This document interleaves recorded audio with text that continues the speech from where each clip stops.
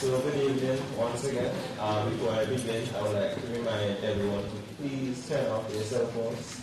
We don't want there to be any mishaps when the debate starts. And I'd like to introduce myself. So my name is Adjante Josiah. I am the Vice President of the Antigua State College Debate Society. And it is my honor today to be introducing the moderator of the first debate. So without further ado, Senator Sean Nicholas holds a master's degree in journalism studies from the University of Wales, Cardiff, United Kingdom, and a diploma and a bachelor's degree in mass communications from the University of the West Indies, Mona. She has over 30 years of experience as a broadcast journalist, having held positions of news editor and head of news and current affairs, and in recent times as consultant general manager. She was also marketing and public relations executive with service in both public and private sectors. Senator Nicholas has a passion to see more women being involved in the political process. For the past 8 years, she has been the General Secretary of the United Progressive Party and has offered herself to be a candidate in past general elections. For several years, she has been a member of the Upper House of Parliament and in January 2023 was appointed as Senate Minority Leader. She has been involved in a number of community volunteer bodies like the Kiwanis Club of St. John's, Antigua, where she is a distinguished past president, and the Salvation Army Advisory Board, of which she is a past chairman. She is the mother of a teenage son. I would like to welcome Senator Sean Nicholas.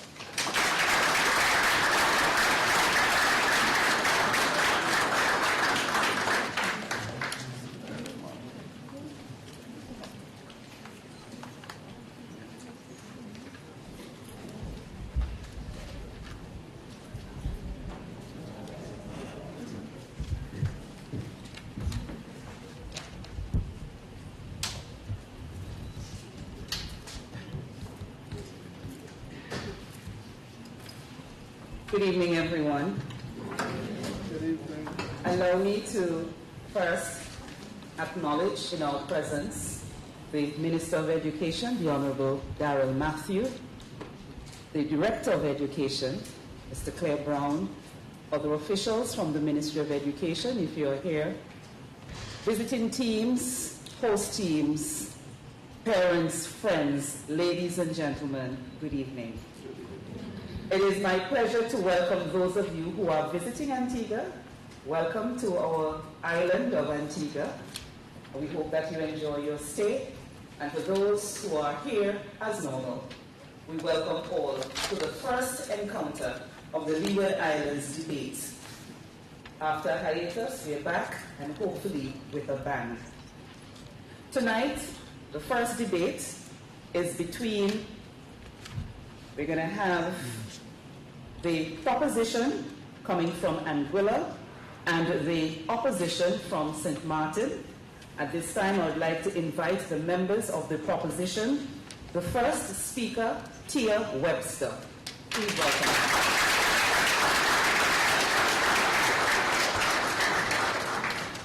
And the second speaker, Maya Lake.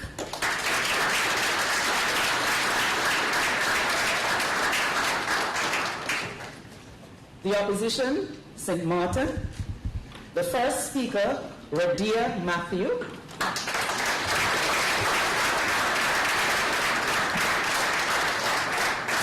And the second speaker, Udinaka Worki. And we just want to say a very special welcome as well to persons who are joining us live on ABS television, and for also those who are joining us live via the Antigua State College Facebook page. Thank you so very much for being part of the extended audience.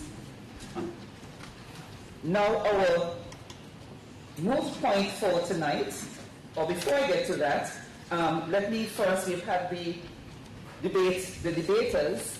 Let us now introduce the adjudicators, and then we will tell you what the moot point for tonight is. Our head judge for tonight, Dr. Jackie Quinn.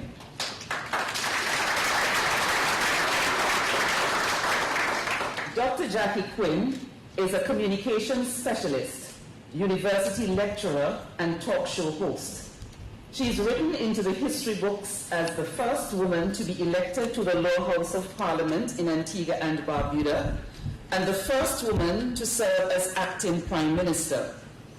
She is a graduate of the University of the West Indies, Mona, Jamaica, Cambridge University in England, and McGill University, Canada. Dr. Quinn is a former Minister of Labour, Gender and Education. She is currently a lecturer at the University of the West Indies Open Campus and UE Five Islands Campus. She is the mother of 2 young adults and grandmother of 1. In her spare time, she enjoys playing competitive Scrabble, reading, traveling, and dancing to soca music. I can attest to that. Dr. Quinn is an 11-year breast cancer survivor. She lives by a faith-based philosophy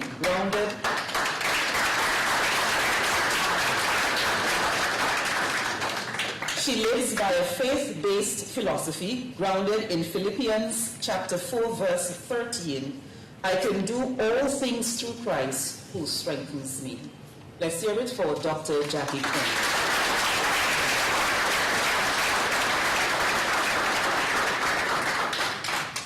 Our second judge, Mr. Ralph Bowen. Ralph Bowen's impressive resume includes a bachelor's degree in economics and accounting, an MBA with dual concentration in finance and international business, a doctor of jurisprudence, a master of laws in taxation, and a legal education certificate. Mr. Bowen is admitted to practice law in the jurisdictions of the state of Connecticut, New York, and Antigua and Barbuda in 2003. He has worked as a corporate tax attorney with the International Financial Service firm of Deloitte & Touche, LLP, and the international law firm of Coudert Brothers. In 2004, along with Trevor Kendall, he formed Bowen, Kendall & Associates, LLP, a full-service law practice with offices in New York City and Antigua and Barbuda. His commitment to the development of Antigua and Barbuda encompasses a wide range of initiatives. Mr. Bowen is a founding member and current president of Antiguans and Barbudans for Constitutional Reform and Education, ABPRI. He has lectured widely on various legal practice areas, as well as on finance and economics, wealth creation, and finding one's destiny and purpose in life. His life's motto is that the true measure of a man's life is not the value of the things he accumulated, but rather the value of the memories that survive him. Please, let's hear it for Mr. Ralph.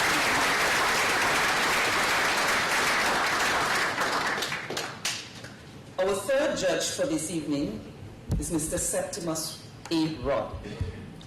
Mr. Septimus A. Rodd has been an attorney at law for over 39 years.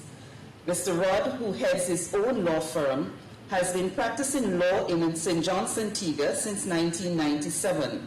He is currently a notary public, a justice of the peace, and a member of the Medical Disciplinary Committee. Over the years, he has acted as a magistrate in Antigua and Barbuda, as well as a High Court judge in Montserrat and Grenada. He also served as the former registrar of the High Court of Antigua and Barbuda, the former chairman of His Majesty's Prison Visiting Committee, and the former honorary consul for Jamaica in Antigua and Barbuda. Let's hear it for Mr. Septimus. Sitting among the judges' panel is Petra Williams, and Petra will be the person responsible for adjudicating the overall best speaker for the season. Let's hear it for Petra Williams. And we will have further details a little later on. Now for the mood for tonight between Anguilla and St. Maarten. Let us get that. Tonight's The topic, Caribbean countries should prescribe that 1/3 of parliamentary representatives must be female. Again, Caribbean countries should prescribe that 1/3 of parliamentary representatives must be female. What will the judges be looking for? In terms of content and presentation, for the soundness of points, 35 points, logical development, 20 points, audibility and clarity, 15 points, posture and personality, 15 points, and command of language, 15 points. And giving a total individual performance of 100 points. For group coordination, 10 points. In section 2 for the rebuttal, for the recall of points, 10 points, recall and general analysis of debate, 14 points, ability to refute opponents' points, 20 points, and for spontaneity, 6 points. So for section 2, it will be a total of 60 points, giving an overall total of 160 points. Just to let you know as well that the first speakers will have a maximum time of 10 minutes in which to present your arguments, and the second speakers will have 7 minutes in which to present your arguments. We now move and begin tonight's debate. A reminder of the topic.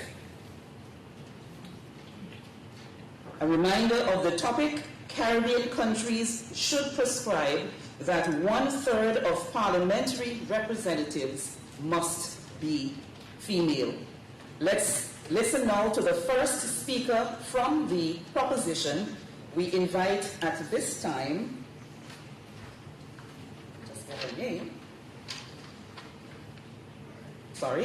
from the proposition Anguilla, the first speaker, Tia Webster. Please welcome.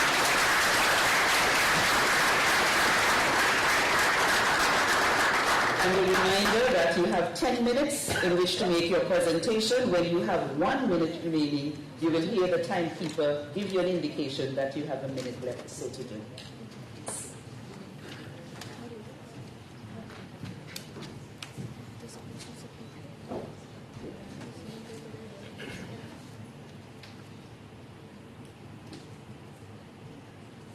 Quoting from Gift Gugu Mona, Woman of Virtue, she writes, "A woman of value does not rely on others to recognize her value. She knows her value." And this is key moderator. "She always adds value." Moderator, honorable judges, my most worthy opponents, ladies and gentlemen, good evening. I write in unwavering support of the moot, which states, Caribbean countries should prescribe that 1/3 of parliamentary representatives must be female, unquote.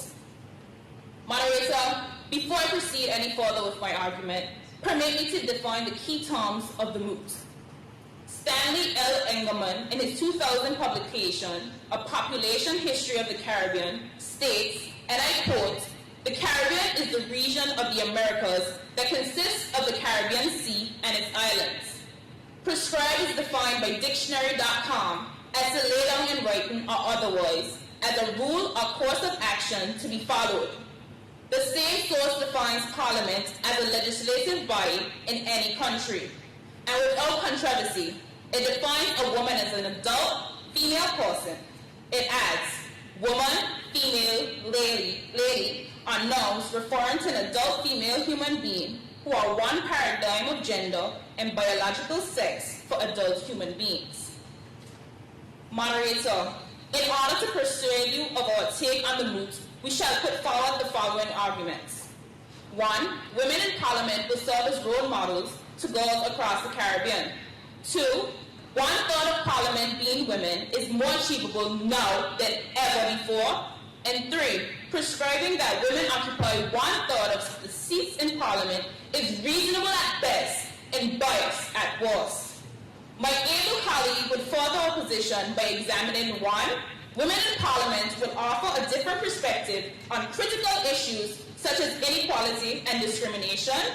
2, women have proven to be invaluable in other areas of life and industry. And point number 3, sometimes governments have to speed policies along because societies linger in prejudice and bias. Moderator, let us begin. Point number 1, women will serve as role models to girls across the Caribbean.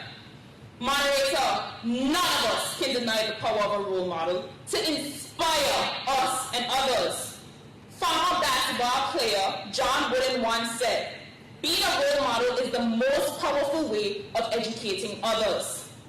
Moderator, do young women and girls not deserve to have role models in the political arena as boys do? Certainly. One of the few female prime ministers in the Caribbean was notable Dame Eugenia Charles. She was educated in Grenada, then went to study law in Toronto. She continued her training in Britain at the London School of Economics.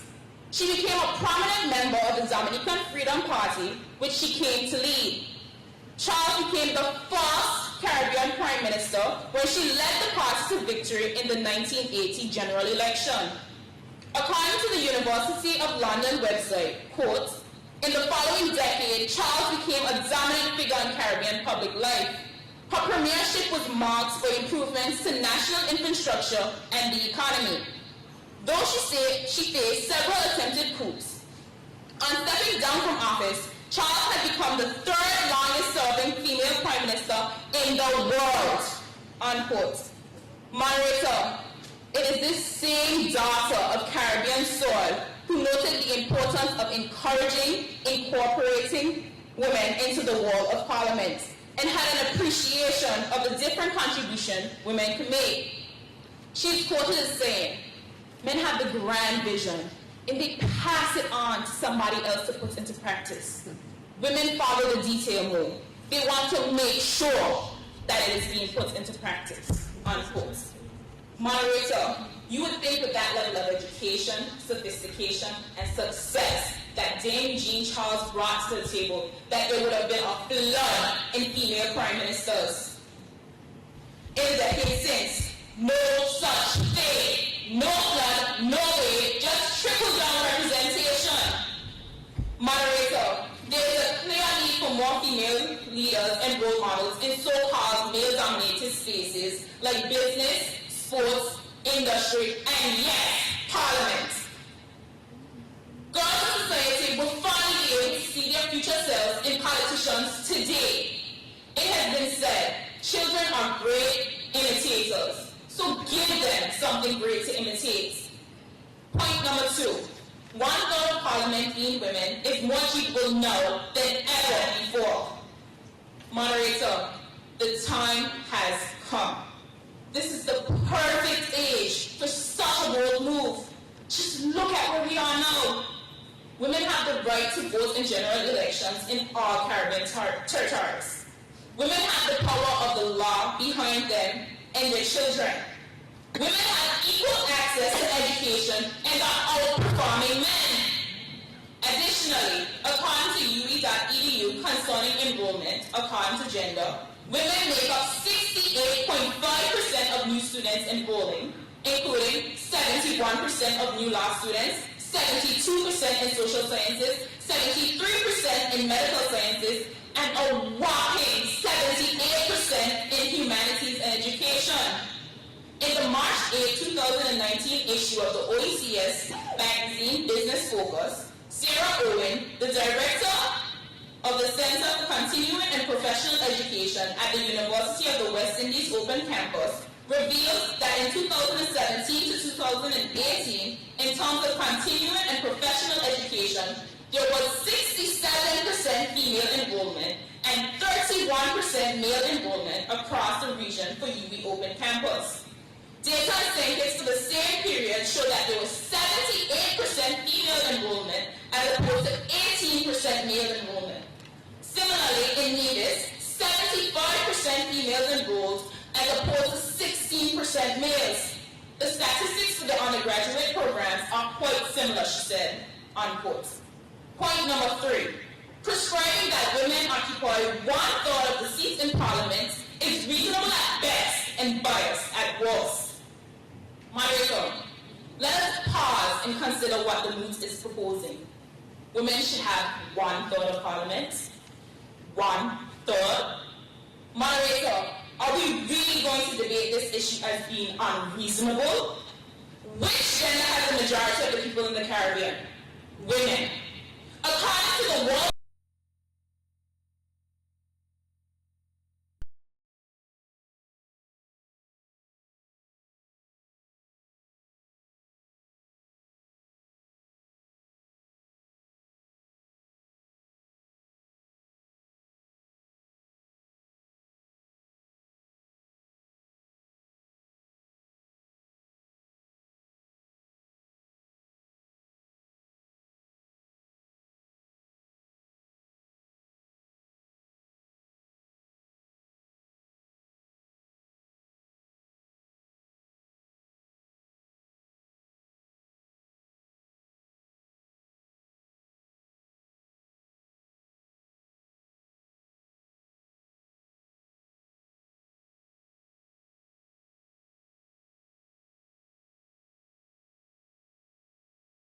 Society. The body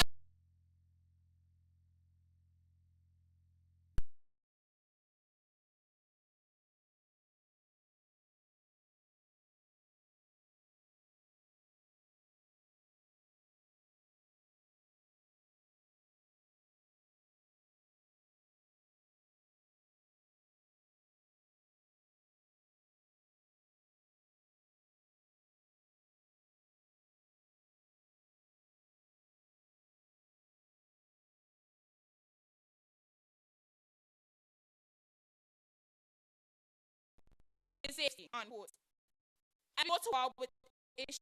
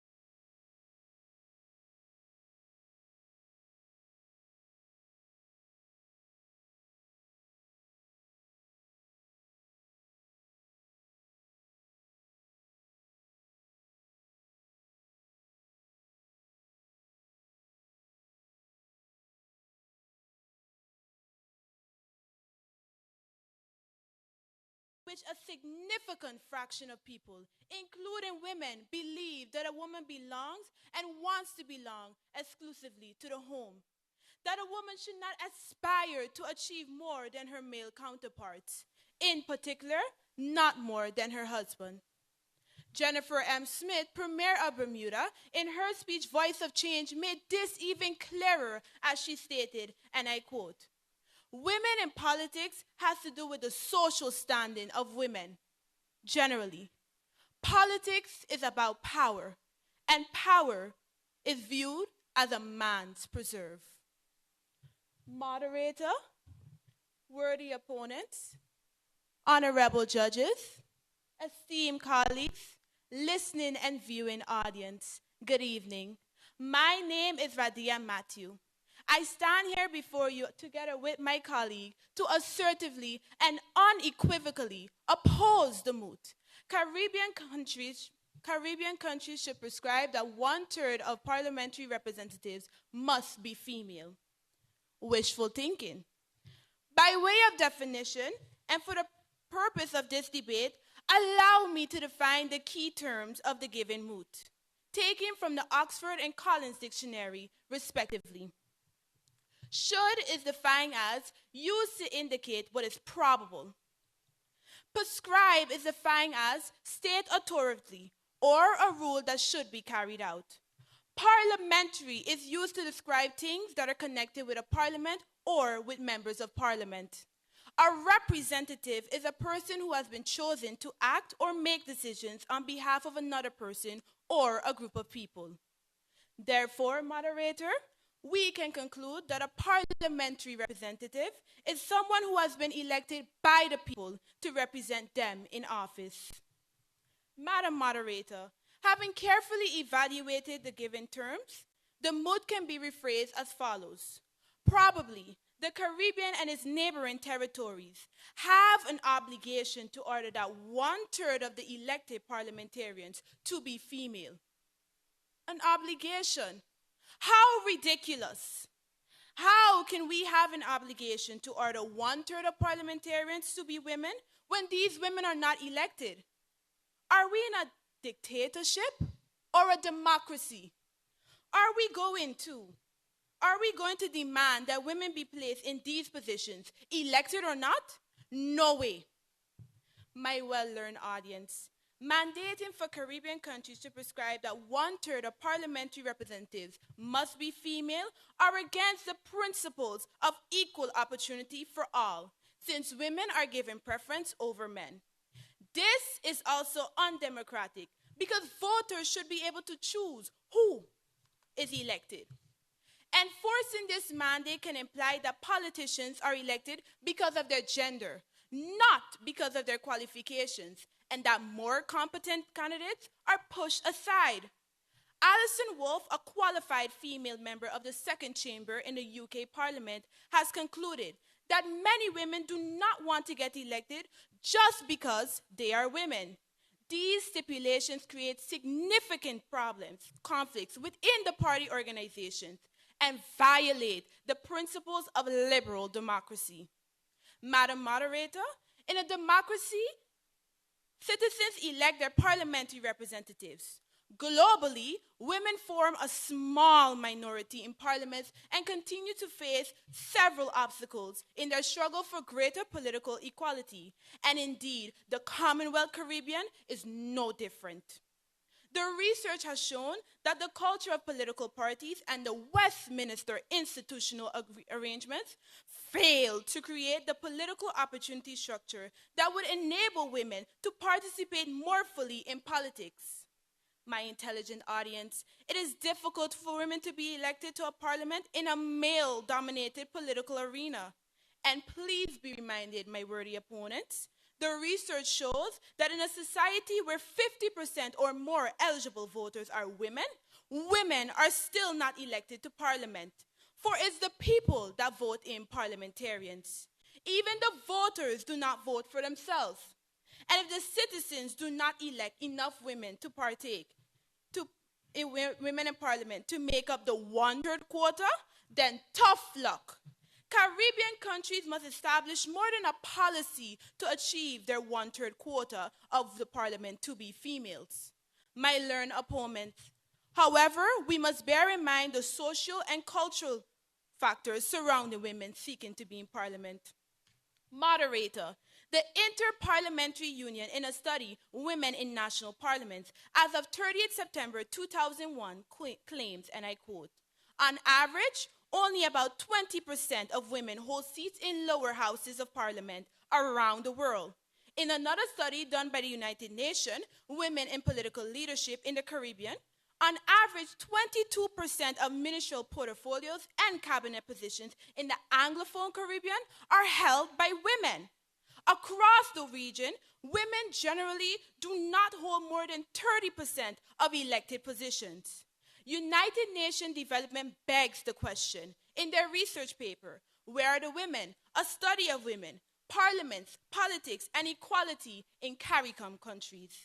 The presence of parliamentarians in the Caribbean region lags significantly behind that of the neighboring countries in Latin America, 14.3% compared with 25.2% respectively.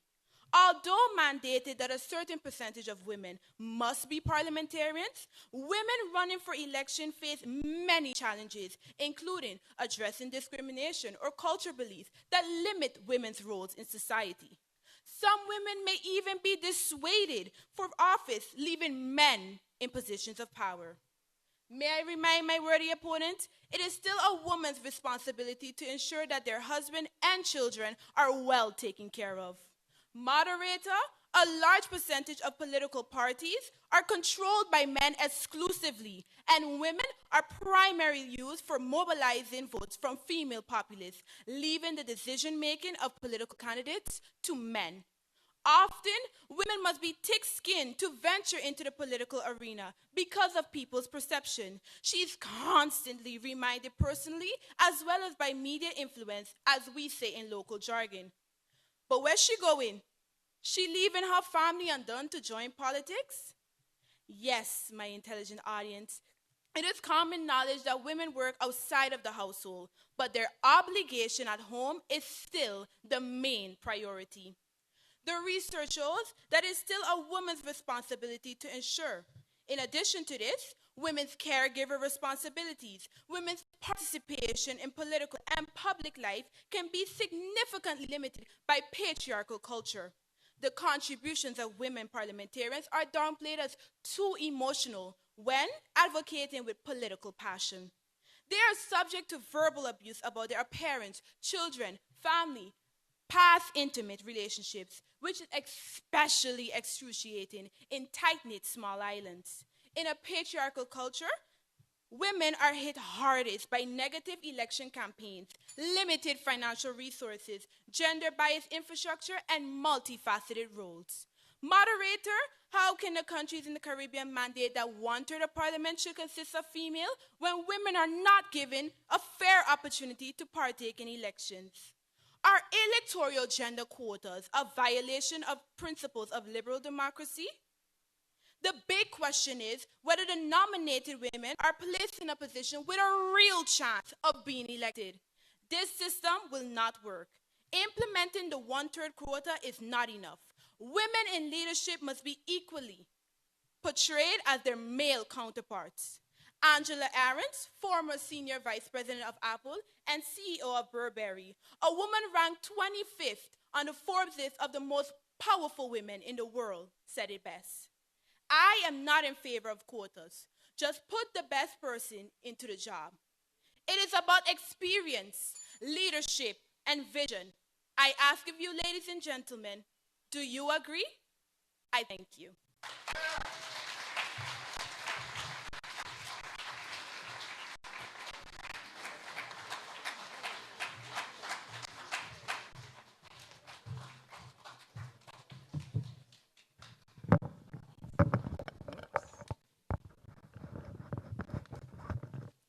We say thank you to the Leader of the Opposition, Radia Matthew.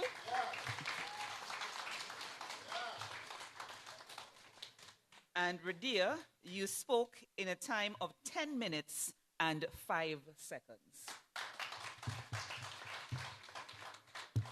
We move back to the proposition and we invite the second speaker, Mia Lake. Mia, you have 7 minutes to present your argument. On the 6th minute, the timekeeper will indicate that you have 1 minute left. Please welcome Mia Lake. Maya Lake.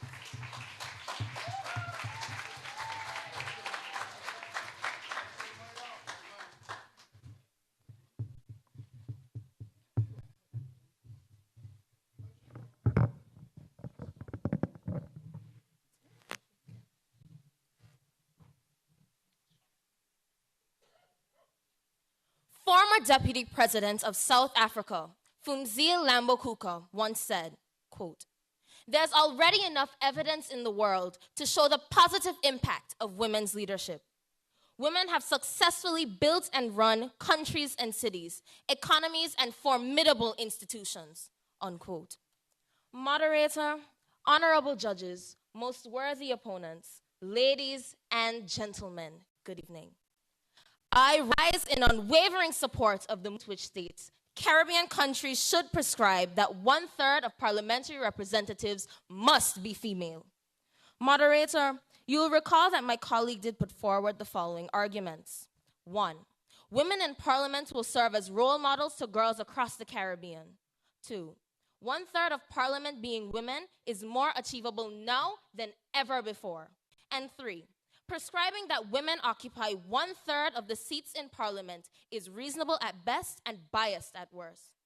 I will now further our position by examining 1, women in parliament will offer a different perspective on critical issues such as discrimination and inequality. 2, women have proven to be invaluable in other areas of life and industry. And 3, sometimes governments have to speed policy along because society lingers in prejudice and bias. Point number 1, women in parliament will offer a different perspective on critical issues such as discrimination and inequality. Moderator, the saying goes, no man is an island, and similarly, men do not have the monopoly on ideas and leadership skills. Winnie Byanyima, executive director of Oxfam International, told IPS, "It is not about men against women, but there is evidence to show through research that when you have more women in public decision-making, you get policies that benefit women and families in general." It continues, "When women are in sufficient numbers in parliament, they also promote children's rights and tend to speak up more for the interests of communities," unquote. Moderator, our black, brown, and white sisters in the United States would agree with Byanyima. They were the ones who got fed up and stood up to testify, me too. That movement helped to shine a blinding spotlight on the sexual harassment and assault of women of all ages, in all spheres of life, and at all levels of power. That all which been occurring for centuries beneath 100% male leadership. Suppose we had had 1/3 women empowered in media, industry, and parliament. Many believe these issues would have come to the surface sooner.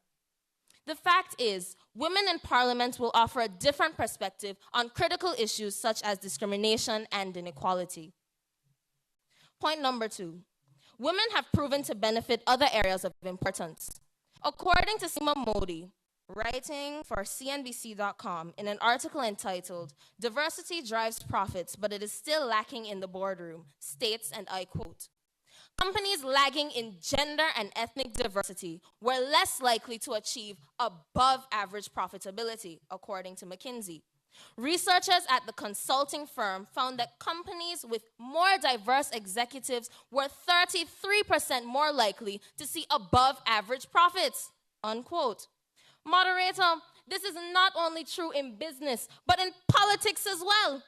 Anywhere that wisdom is needed, if women are excluded, it is to the detriment of that institution.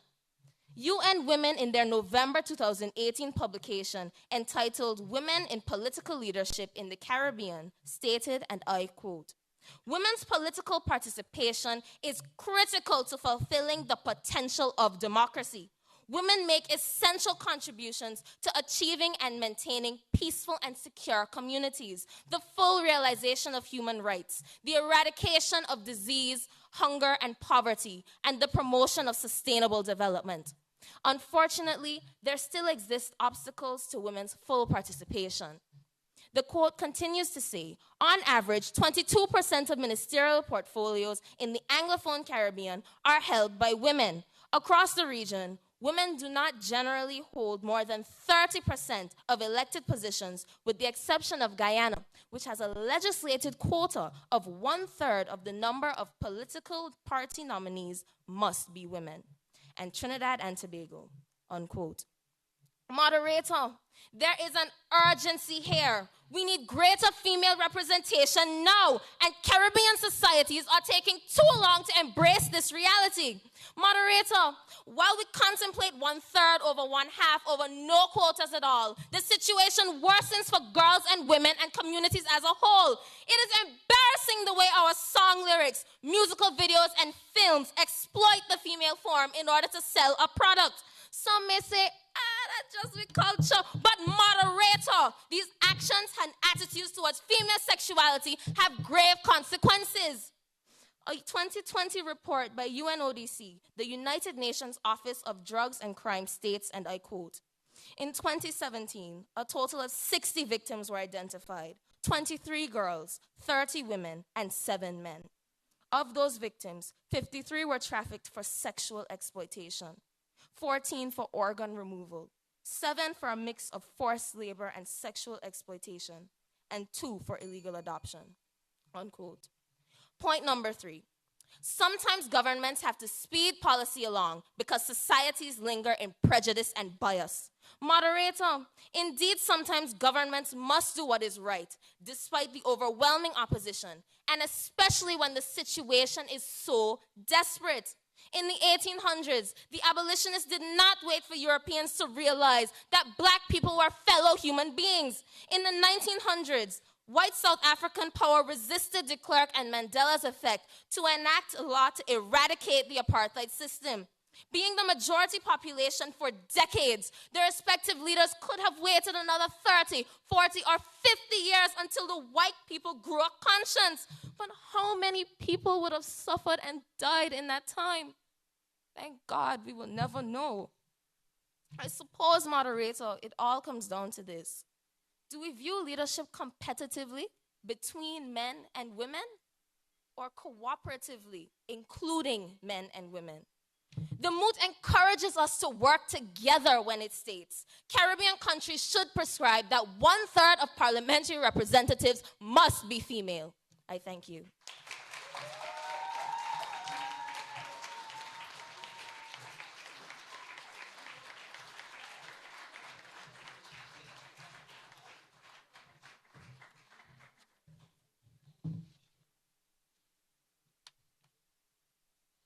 Thank you, Maya. Your presentation was in a time of 7 minutes and 16 seconds.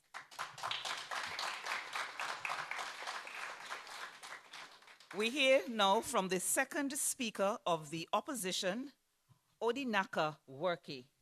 A reminder, Odinaka, you have 7 minutes in which to present your argument. On the 6th minute, the timekeeper will indicate that you have 1 minute left. Please welcome her.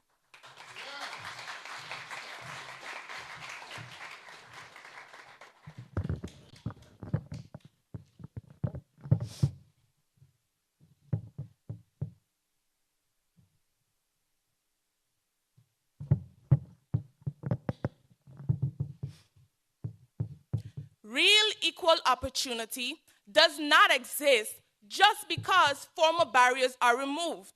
Direct discrimination and hidden barriers prevent women from getting their share of political influence. So says Jude Delarup, professor of political science at Stockholm University. Moderator, distinguished judges, worthy opponents, esteemed colleagues, ladies and gentlemen, good evening. My name is Odinaka Worky, and tonight I return to decisively oppose the moot Caribbean countries should prescribe that 1/3 of parliamentary representatives must be female. My colleague has already presented a strong case, and I am here to put the icing on the cake and solidify our argument.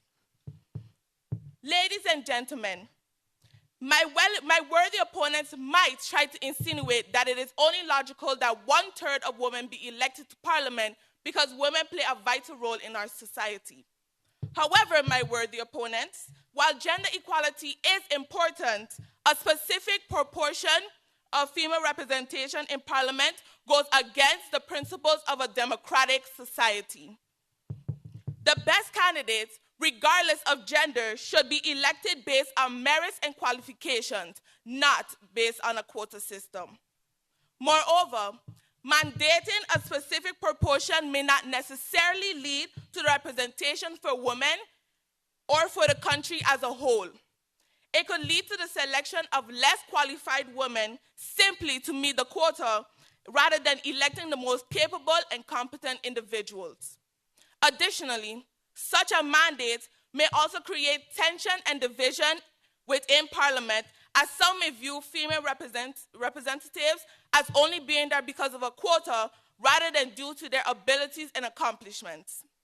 This could lead to the lack of respect and trust towards female representatives in hindering their effectiveness in fulfilling their duties. Madam Moderator, it is no secret, seeing that politics is being so commercialized, more and more money is needed to participate in politics. The Organization of American States, in the article Inter-American Forum on Political Parties, confirmed that elections now cost a great deal. So, it is no surprise, Moderator, that Caribbean women would face an uphill battle to be elected. Money is needed to be elected, and they are not getting their fair share. My intelligent audience, how you determine the amount of financial support that an individual candidate officially receives from parties' financial committees depends on a number of factors. Therefore, there is a certain unbuilt bias towards incumbents and candidates representing districts that are important to the political parties, for instance. For the most part, precisely because male candidates are still considered to be more political than female candidates, women are discriminated against, as they are not considered as valuable political resources capable of winning elections. In the case for men, they are able to raise funds through many sources, including friends, individuals, old boy associations, club members, and many more. My teammate and I want to make it crystal clear that it will take good governance to mandate that 1/3 of parliamentarians must be female. In a study by Jessica Fayetta, UN Assistant Secretary General and UNDP Director for Latin America and the Caribbean, concluded that, and I quote, "In CARICOM countries, democracy are dominated by powerful political executives. These executives consist primarily of men. This structure appears to hamper women's participation in politics." End of quote. Exactly. Madam Moderator, my teammates and I want to make it crystal clear that women equal participation in Parliament is being hampered by old boy associations in politics. They do not want to give up power. Therefore, they do not practice good governance. These problems undermine democracy and development. Because of this, women face many barriers in getting elected to office. Axel Sundström of the University of Gothenburg in Sweden, in his study Equality of Government, concluded that bad governance/corruption tends to exclude women from locally elected seats in the Caribbean and around the world. Moderator, need I say more? Women have acquired the right to participate in politics since the advent of universal adult suffrage. Yet, for the most part, politics and certainly national decision-making still continue to be dominated by males. Ladies and gentlemen, quota laws have been enacted in the region, and yes, these measures have yielded significant gains. Some gains in women representation have occurred following the intervention of national courts. Lest you forget, my worthy opponents, it has been a struggle for women to be elected to parliament, even when quota laws were enacted. In doing our research, we conclude that this mandate is a form of positive discrimination, which may be seen as unfair to male candidates and can also create resentment among both male and female parliamentarians. My well-informed audience, if women receive this mandate, what is stopping other political minorities, such as the LGBT community, from requesting a quota?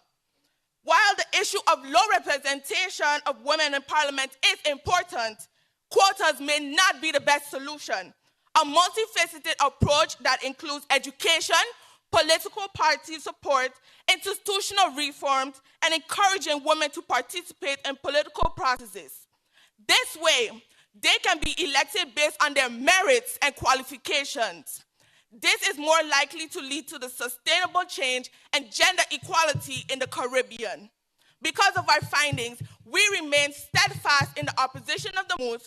Caribbean countries should prescribe that 1/3 of parliamentary representatives must be female. The opposition rests.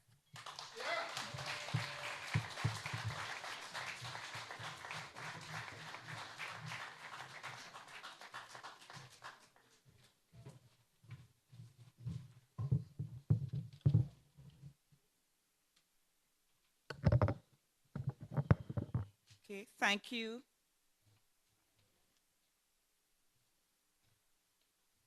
Thank you, Odinaka Worke. You presented your argument in a time of 7 minutes and 13 seconds. 7 minutes and 13 seconds.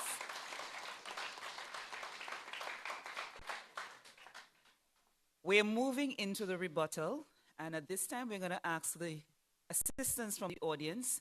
We're requesting 5 minutes of absolute silence. If we can restrict our movements in and out. If you have to move, move quickly. We're going to give the teams 5 minutes in which to get their rebuttals together.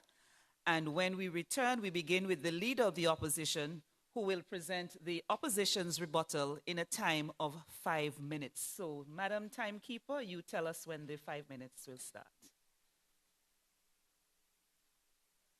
5 minutes starting now.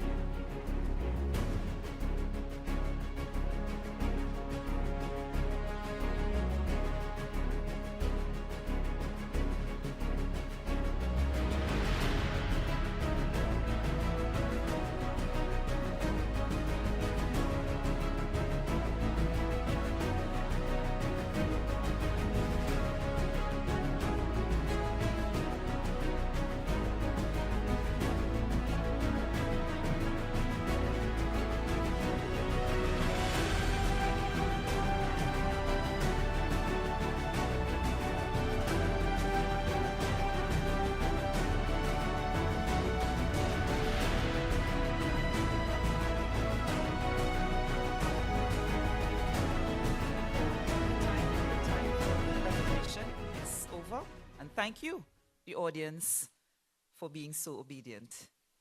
At this time, I invite the leader of the opposition, Radia Matthew, who will present the opposition's rebuttal. And Radia, you have 5 minutes in which to do so. A reminder that when you have 1 minute left, the timekeeper will so indicate. Let us welcome Radia Matthew.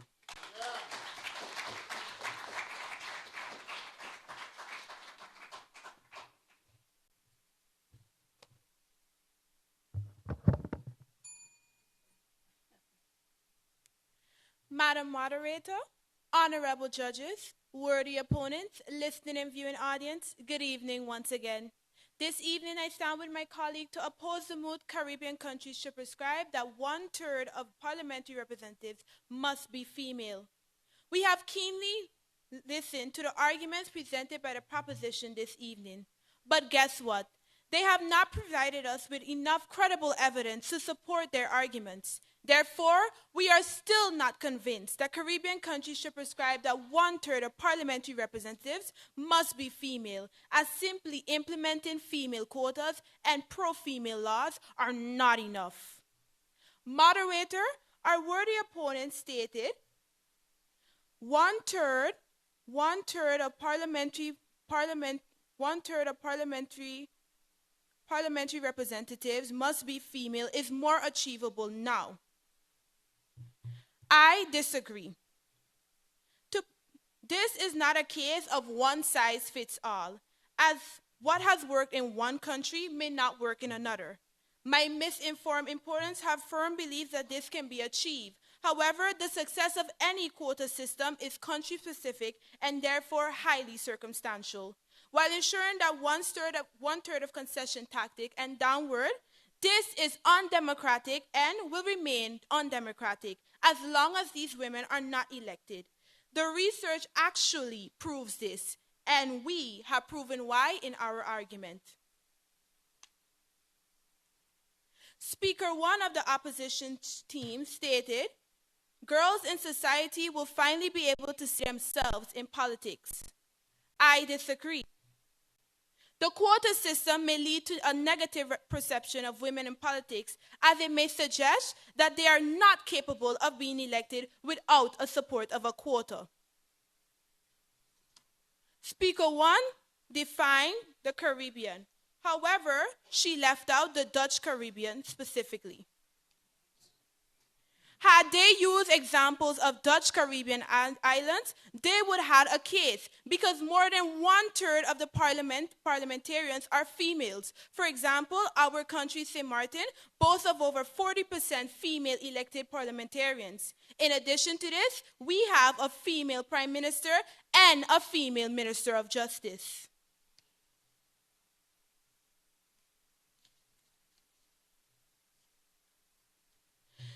Speaker 1 also argued that the quota will bring us together. However, gender equality is a human fight, not a female fight.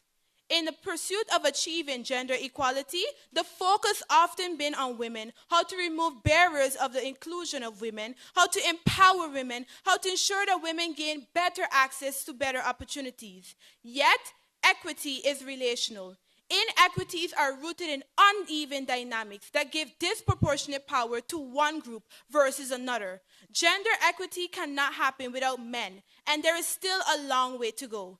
Gender equality begins at home, and families are at the forefront of change. For the next generation, the examples set at home by parents, caregivers, and extended family are shaping the way we think about gender equality. From breaking down gender stereotypes to sharing the care work and educating children about women's rights and gender equality. We will need men and boys as our allies if we wish to achieve new social patterns in an ideal society. Moderator, to conclude, my teammate and I remain unwavering in opposing the moot. Caribbean countries should prescribe that 1/3 of parliamentary representatives must be female. The opposition rests. I thank you.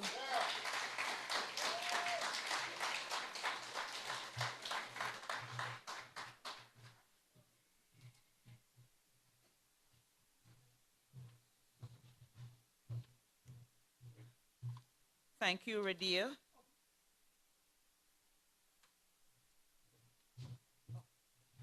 Sorry, that was a callback from the timekeeper. Thank you, Radia. Your presentation was in a time of 4 minutes and 20 seconds. 4 minutes, 20 seconds. We move now to the proposition, and we'll hear from the first speaker, Tia Webster. Please welcome her.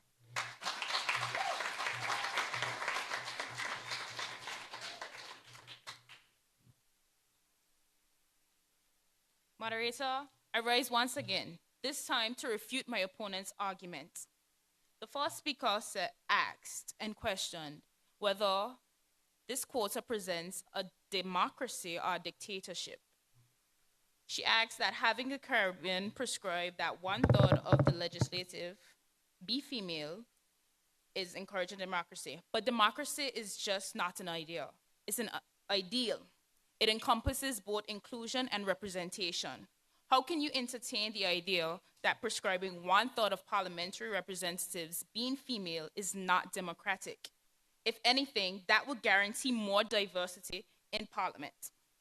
As mentioned before, women make up 51% of Latin America and the Caribbean's population, not the 33% that the moot is aiming for. This moot is in no way bringing death to democracy. It is, however, encouraging the very principles of exclusion and representation that are the very foundation of democracy. To continue, the second speaker mentioned that appointing a quota would encourage less qualified women to be in more prominent positions. This is outrageous. Look at the statistics. As previously mentioned, according to UE.edu concerning enrollment according to gender, women make up 68.5% of the new students enrolling, including 71% law students, 72% in social sciences, 73% in medical sciences, and 78% in humanities and education. As we know, politicians emerge from a variety of diverse backgrounds. Just looking into law alone, are you going to say you will find better quality politicians in the 28% of the men taking law than the 72% women? Not to say that any gender is better, but women have the qualifications. They're making the work. They're putting it in. So 1/3 of parliament should be prescribed to women. The first speaker also said that if we force leadership on Caribbean people, if we force women into parliament, it will not be successful and it will cause the Caribbean people to uproar. But what does this say about our society's opinion on women? Are they not qualified to lead? They are. I've read the statistics on female education. This only furthers the argument about society lingering in prejudice and bias. This only provides further that this policy needs to be put into place to show the positive impact of women's leadership. As my colleague mentioned previously, anywhere that wisdom is needed, if women are excluded, it is to the detriment of that institution. To conclude, in the 1800s, the Albanites did not wait for Europeans to realize that Black people were fellow human beings. In the 1990s, South African power resisted de Klerk and Mandela's effort to enact law to eradicate apartheid's system. I thank you.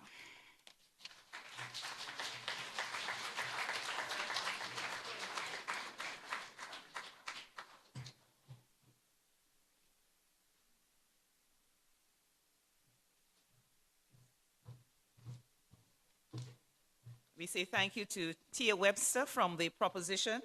Your rebuttal was in a time of 3 minutes and 40 seconds. Let's hear it.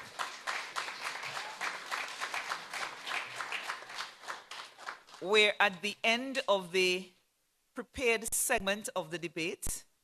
We're at the end of the debate, actually. We now await to hear from the judges who they think was the better team and the winner of this first debate. So at this time, we're going to ask that our judges be escorted from the room. They'll deliberate for about 15 minutes, and during that time, you, the audience, can have your say as to what you think of the moot. We will not be discussing the debate that took place tonight, but we will talk about the moot and what your individual perspective might be on the topic. We should be having a roving mic, I think. Yes, we have a mic. So if you wish to make any contribution at all to the topic, just indicate or come forward, and we'll have a microphone for you so you can add to the rich discussion. Do we have anyone who wishes to add your voice to the debate this evening? And we have about 15 minutes in which to do so. Don't be shy. Are you in agreement with the topic? Do you disagree with the moot?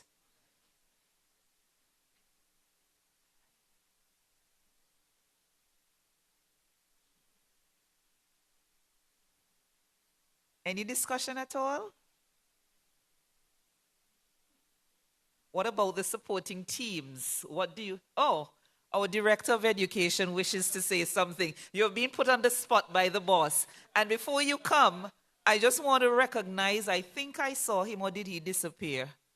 Dean Smitten? Oh, yes, there he is. Archdeacon Rudolph Smitten, Dean Emeritus of the Anglican Church. You're Nevis or St. Kitts? Nevis, okay. Good to have, well, Antiguan too. Good to have you with us, right. Yes, Mr. Clay Brown, can we have a microphone, please? Oh, sure.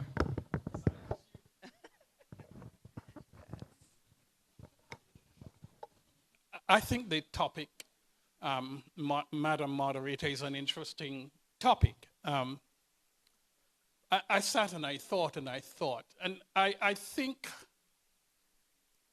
that I disagree with the moot.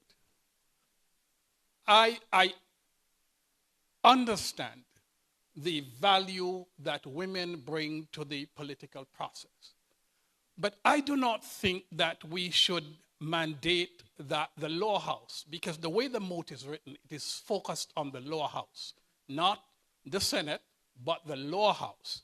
I do not think that we should mandate a quota system for the lower house. I think what should happen is that we should I concur that women bring a different perspective to the whole governance process. But I think the real work needs to be done in constituencies. I think the real work needs to be done because I think one of the points that would have been raised tonight was when you look in constituencies, 55% of whatever constituency, about 55% would be female. But yet, they're not voting for females. I honestly believe the best man or woman should be chosen to lead. And leadership is not solely about academic qualifications. Because sometimes it's not just about university knowledge. You know, it is true that, you know, you go to university, it says that you would have accomplished a certain level of education. But that is not all that it takes to be a political leader. That is not all that it takes to lead, to be a part of government. And I believe, and let's not forget, the way our democracy is set up, it is in constituencies, it is a constituency that elects whoever they want to represent. Now, when you come up with a quota system, which constituency is going to be asked to provide the woman? It is not as easy. But to get women involved, more involved so that they could be elected, then it means we have to do plenty work. I'm repeating myself, but we have to do plenty work in the constituencies at the grassroots levels to somehow highlight women so as to get the people in the various constituencies to see the value that the women bring and elect them. But not to say a third, a half, or whatever fraction of women should be in the lower house, because that is problematic. And I concur. that cuts against the whole democratic process. Thank you very much. And thank you for your contribution. And we have a chaperone from St. Maarten. But before you do, allow me to recognize two of my colleague senators who I see walked in, Senator Chanella Gavaya and Senator Caleb Gardner. And I'm not sure who the lady is with the sash. Our JC's queen, happy to have you with us. Thanks for joining. We hear now from a chaperone from St. Maarten. Yes, good evening. My name is Roberto Celestino Arendel. And we could see how that topic, if offline, with me being from St. Maarten. The Honorable Senator last night told me about the lower house and what happens there. We don't know nothing about lower house in politics. We know about being elected. So when we took the topic, we took it from the point of view that a parliamentarian had to be elected and not appointed. Okay? And that is the problem. We have a Caribbean, but we really don't have one. We want to come together. But when you talk about the Caribbean, people mainly think about the English-speaking Caribbean. They mentioned that model that they're using from the UK ain't working. It's not working. And man, and I've been a man too. When I got married to my wife, my grandmother prepared me to be a man and to be the man of the house. And my wife, I sat down and I told her, look, I could do everything, but you have to do something that the woman, my grandmother taught me, the woman got to do. The woman got to cook, take care of her man. So our decision was that she would cook for me breakfast every morning. And ladies and gentlemen, for 38 years, I've been getting breakfast every morning.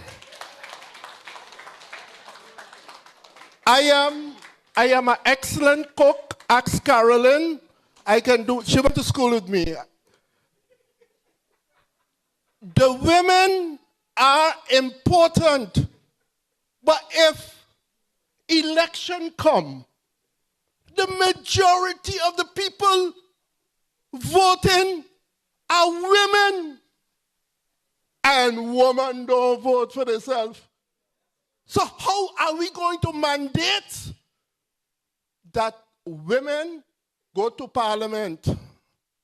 Let me tell you, my grandmother said, regardless whether her husband is a drunkard, alcoholic, or addict, if something happened to her child, belly gonna ball. Whatever she was she doing, whether she was in parliament, she was in the House of Representatives, she leaving there. She going to take care of her house. So one of the things, I'm a teacher. The first time I went into politics, they say, and I was a very good teacher. You know what they say? What he doing leaving the educational institution when he's so good? He belongs in politics. And a lot of us, when they see the women going up front and she got 4 or 5 children, they're going to say, where's she going?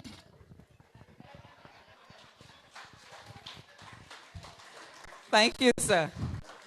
As moderator, I'm constrained. I cannot respond and give my what I think. But what I can do as moderator is to call who I want to speak. And I have a friend here. He doesn't know I'm going to call his name. Paul Quinn. Let us see the face behind the voice. I'd love to hear your voice or your view on this topic. No, the mic. Here.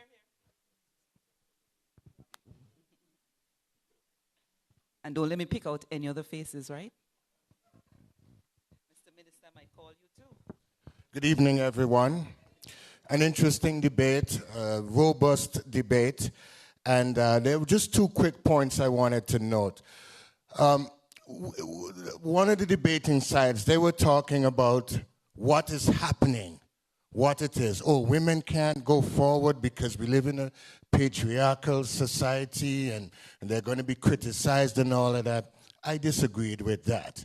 I think more women should come forward. I think this is aspirational.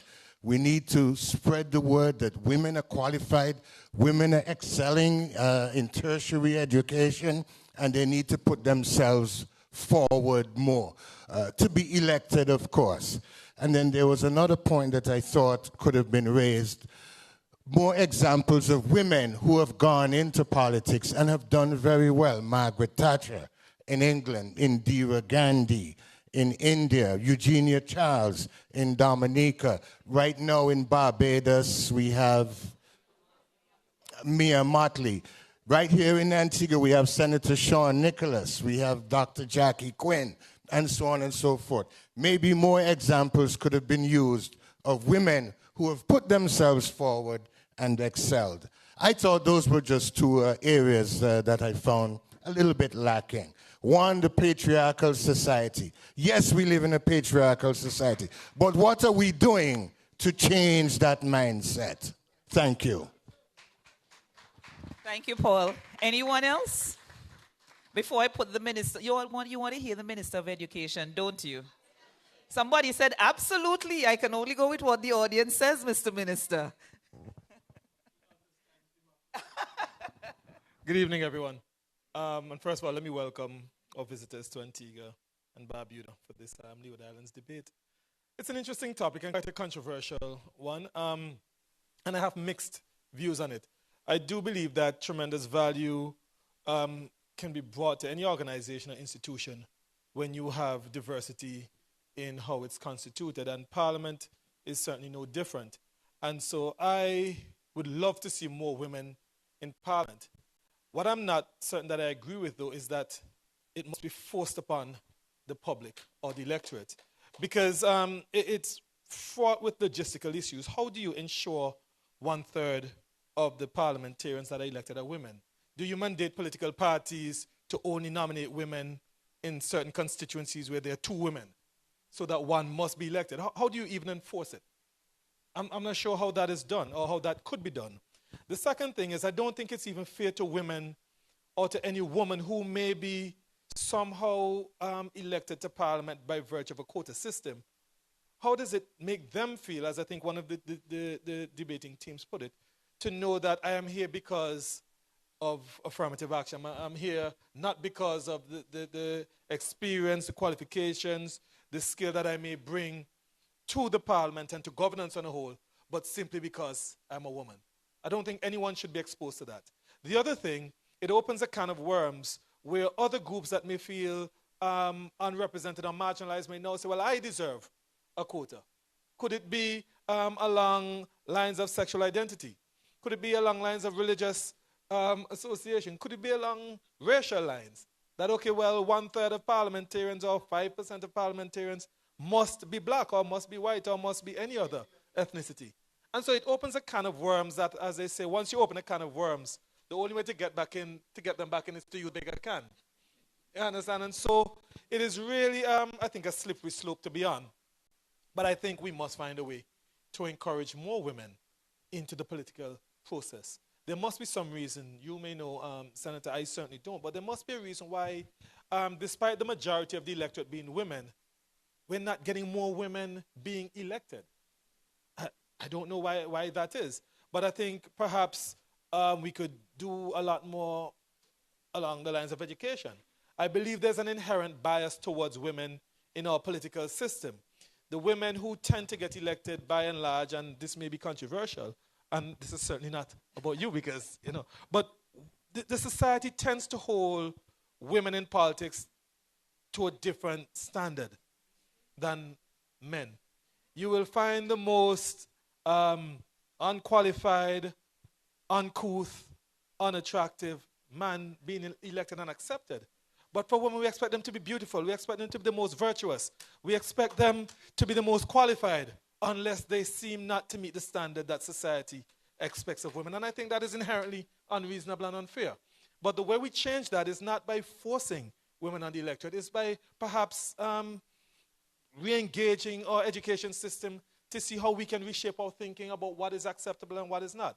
Who is acceptable and who is not. And so, Director, I'm putting you back on the spot here as Director of Education.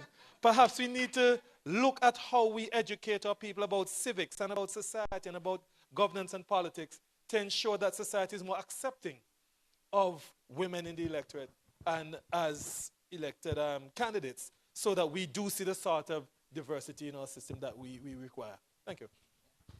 Thank you very much for that. Yes, Mr. St. Maarten, yes? Oh, Yeah, she behaving bad. We should put her out. I would just like to answer your question. First of all, I would like to recognize one of our senators right here in our midst, Senator Hyacinth Richardson, and he was elected by the people. Stand up.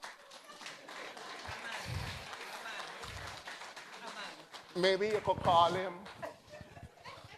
In our system, just to answer your system, because the Westminster system does not work, where you go from constituent to constituent.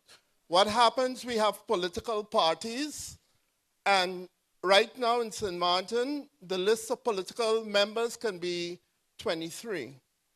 And there's a certain number of women that must be put on the slate.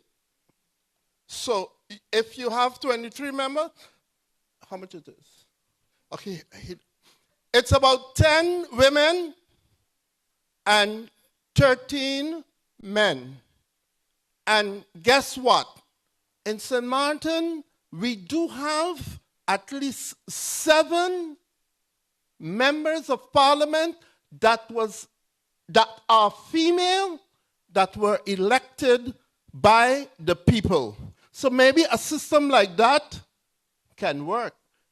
We also don't like our system. No? Don't think that you all only have a problem with it, because right now they are looking to do something about it.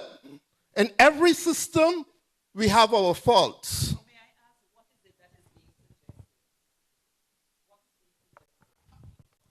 You could go to a party system. I don't know if that will work here. So instead of having by constituents, we do have constituents, and it's not necessarily open constituents, but a party leader would pick me because I'm from Colby.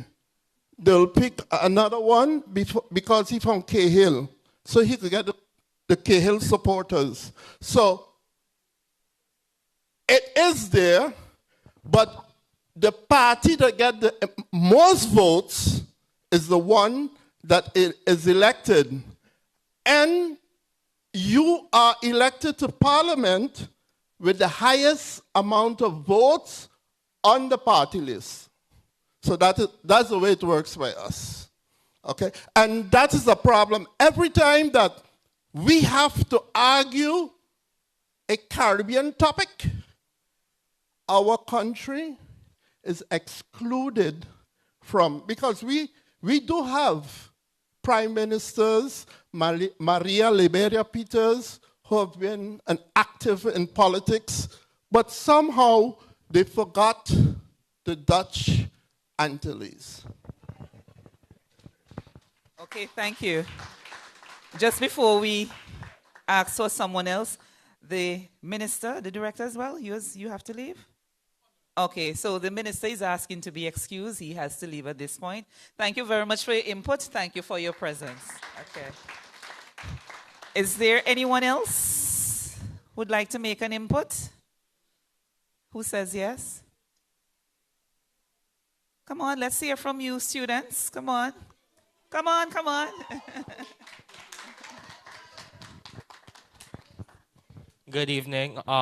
As Mr. Arundel pointed out, St. Maarten has a different governmental system than the rest of the Caribbean.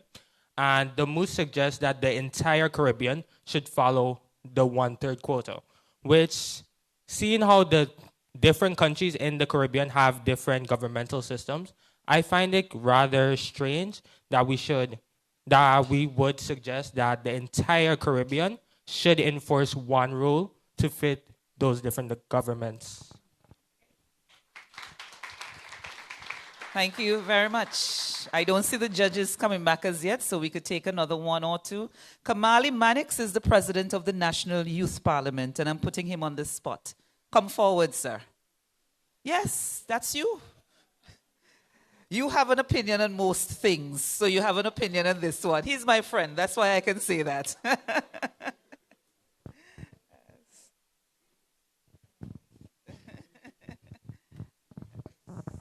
Okay, good night, everybody.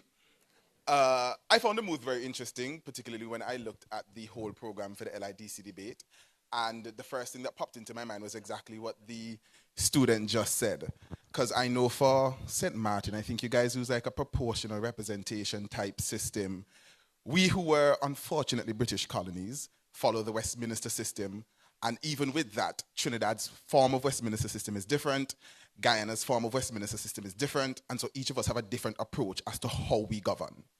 And so establishing that one set rule then creates a bit of a difficulty, because how does everybody who is very different adopt one general set of rule when the circumstances in each island is very far and few in between? The second thing that I saw was the whole aspect of enforcing a quota then locks political parties into a certain position. So is it that the party leader is going to sit down and say, well, my men are my 5-term and 6-term and 7-term MPs. So the constituencies that we never win, let's put the women there. You know, so we meet the quota, just put the women in the constituencies that we're never going to win. In the case of Antigua, let's put the women in St. Philip's North and the city South and the rural West, the constituencies that are All Saints East and St. Luke, you know, the constituencies that are diehard for one party or the other. So is it that these women are going to be given a genuine chance to actually participate in government? Or is it going to be bare tokenism, where I'm just putting you there just because of the fact that there's a rule that says I must put you there? It can diminish the contribution, and a lot of these women will never rise to the status of a Eugenia Charles or Kamala Persad-Bissessar or Margaret Thatcher. They're just going to be, oh, the party leader say, I have to text you, so I'll just text you. But she really not going to wait, but I will try one thing. So that was my whole perspective on the debate. And since I'm now off the spot because I've said something, I'm going to pass back the mic. Thank you, Mr. Mannix. Yes, we have another chaperone from St. Maarten. I'd love to hear from Anguilla. Yeah? Good evening, ladies and gentlemen. 6 persons have come to the microphone to speak, and all 6 have been men. Is it that the women were afraid to come forward? Was there not enough confidence in the women to call them forward? And then we ask ourselves, why are our women not elected when we, the population of so many women, do not elect them? Very good observation. Okay, and a woman is putting up her hand. I have to yield to you. Come forward.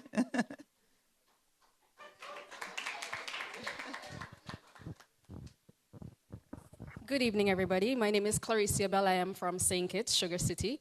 I just wanted to touch on a few notes that the gentleman in the back, I can't remember his name, apologies, was saying.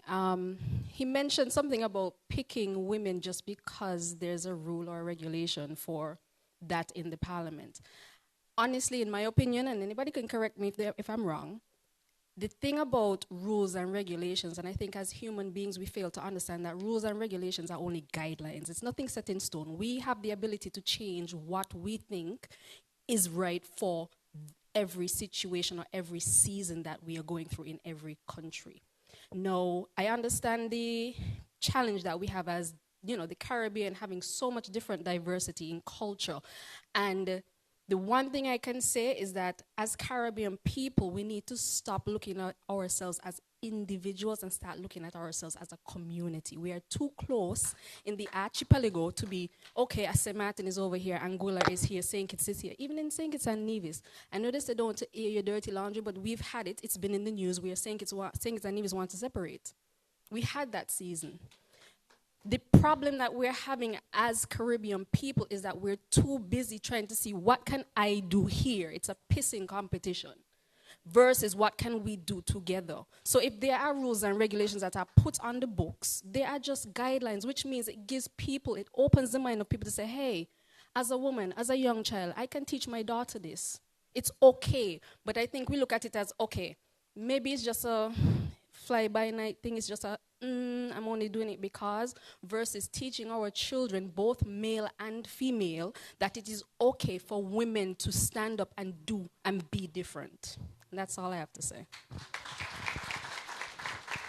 Thank you. Are we hearing from anyone from Anguilla? No, they say no. They're listening, don't worry. Is there anyone else? Before we invite our adjudicators back. Put your hands up before I call you. We have Senator, oh yes, one left. So Senator in the back, Senator Caleb, you're being called to come forward. It wasn't me this time choosing a man, eh? It was a man choosing a man. It wasn't me. She stepped, yeah, she's not here. No, he said senators. Oh, you said Govaya. Oh, I think she left. Oh, okay. Well, they say call Caleb. We can't get the woman, so the man must come. Yes, but I would have called her, but she left. Yes. And if possible?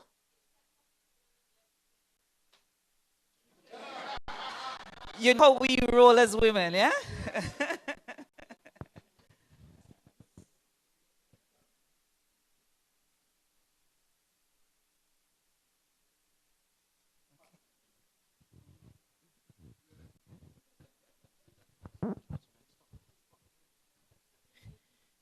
Good evening. This topic is very touchy, so, I'm already, as a man, you put me on the spot. But from my view, I honestly do believe in the equitable participation of women in politics. One of my main things that I see that we should do in society is to really and truly empower women. Like, for example, you can mentor young ladies, because I think what they need is the confidence, the willpower, the backing to go forward and put themselves. And once they can combine those trainings with interpersonal skills, especially in our system of the Westminster system, it's easier for them to go in and win. Because all you need in politics, yes, the competence, but it's also important to be able to relate to your people and to understand. And I honestly do believe women are really and truly the ones who can relate most. Well, that's my biased opinion, but I think they have a better chance of pulling that voting power, because majority of the voters are women, so they can relate to other women and they can be successful. So that's just my 2 cents. So should women be more than mobilizers and become candidates? I think that's the question being asked. Anyone else? Don't let me go calling names. Miss Dane Hodge, you're sitting quietly. It's a bad thing for me to know you, because I'm going to call you up. Come. I know you're shy. Oh, yes. Okay, Dane and Dwayne. So who wants to come first? Someone said Dwayne. Simon. Come, Dwayne. It's not me calling now. The audience is demanding.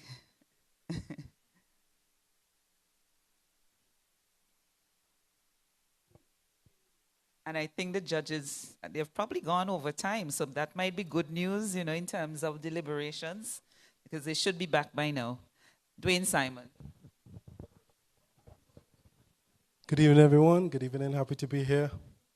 One of my greatest concerns is the unfair climate with women versus men. It's not fair that if a woman does something, and I think the minister spoke to this, that they're judged more harshly, they criticize more, and they don't get the same courtesies as a man. And I think one of the first steps we can do as a society is ensure that we never unfairly attack or condemn or really go after women. And I think that once we do that, then we will make the space more hospitable. So I really think whatever we need to as a people look at things like how women are attacked in media, how women who are interested in political office, how the public oftentimes go after their families and criticize them. And I think that if we create a more level playing field, and as men, we call out other men who may want to, verbally go after. I know there was instances where, people would call on the radio and make fun of women. I think we have to, on all levels, condemn that and really protect women and protect the space where they can rightfully represent the people. So that's my 2 cents. Okay, thank you. Dane, you're still coming? Oh, okay. The reason why I didn't call Carolyn Parker, you're talking like you know Carolyn more than I do. But because I know she has a role later on, which is why I haven't called her. But since you call, I'm going to call her. Come, Carolyn. It's not me, the audience demanding you. They want to hear from you. I obey my audience.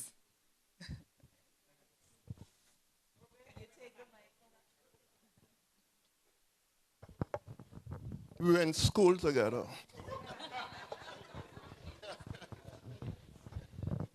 Correction, we were in university together. Okay? That's where I knew him from. He was actually one of our RAs, a very great guy. This evening, the topic itself, very, very interesting. The debaters, all of them did extremely well. And we must congratulate them on debating a very tricky topic, in terms of the information and research. I'm sure it must have been difficult for them to, gather the information to put forward a very good debate. However, in respect of what we're debating, and I see that most of the discussion from the audience has now centered around women and women's role in terms of being in politics, etc.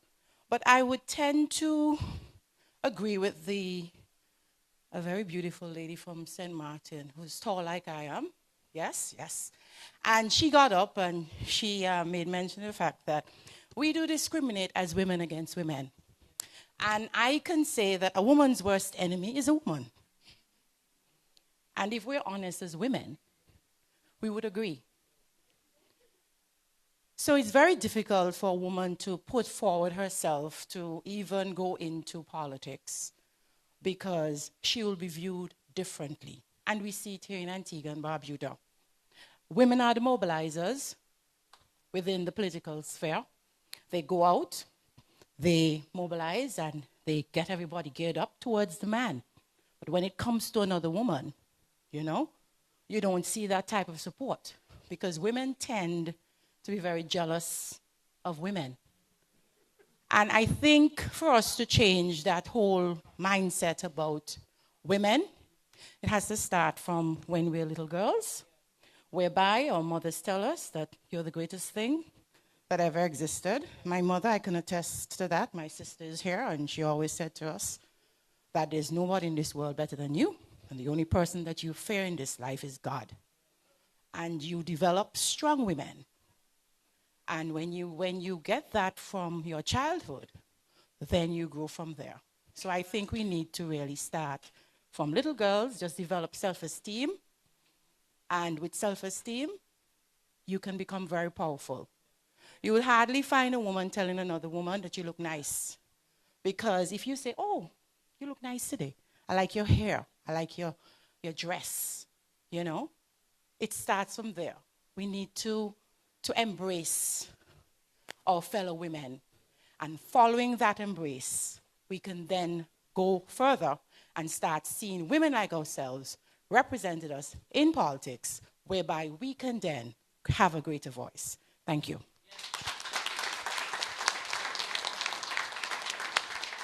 Roberto.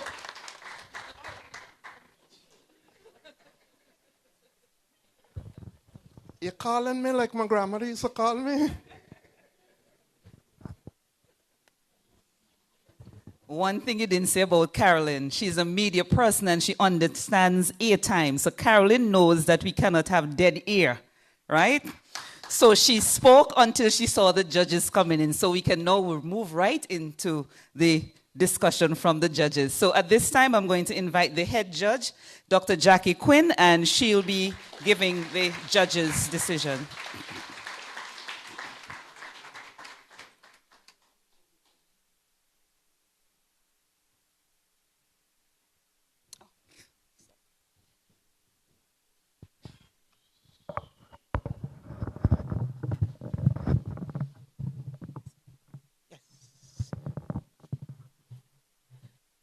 A very pleasant good evening, everyone. Ministers left, Honorable Minister and Director, I acknowledge you. I acknowledge all of the students, all the teachers from the various schools represented here today. Not schools, colleges represented here today. Schools as well. Excellent. Great. All right. This is the report from the panel of judges.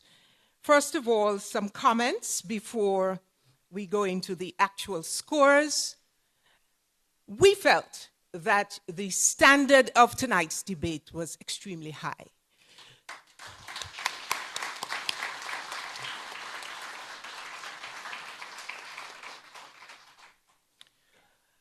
We felt that both teams, Anguilla and St. Maarten, did excellent research.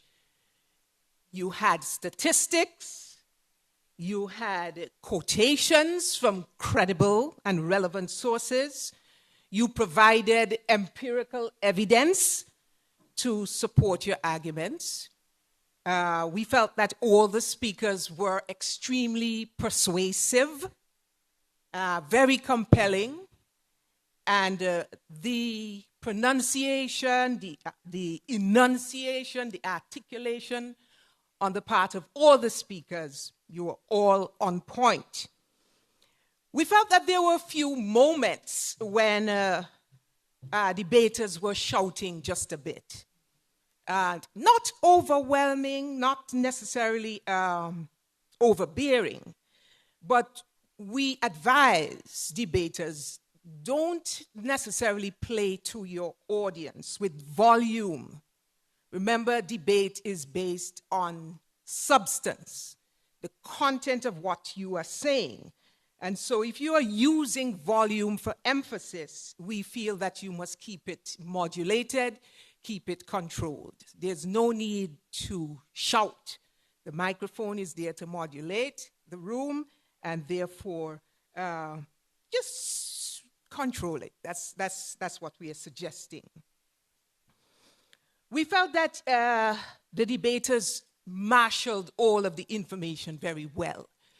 So you had sources from around the Caribbean region, from North America, from all over, and we felt that the research, the background information, at least for the first part of your presentation, that's the prepared part of your presentation, we felt that it was very, very sound. Now, we want to caution debaters.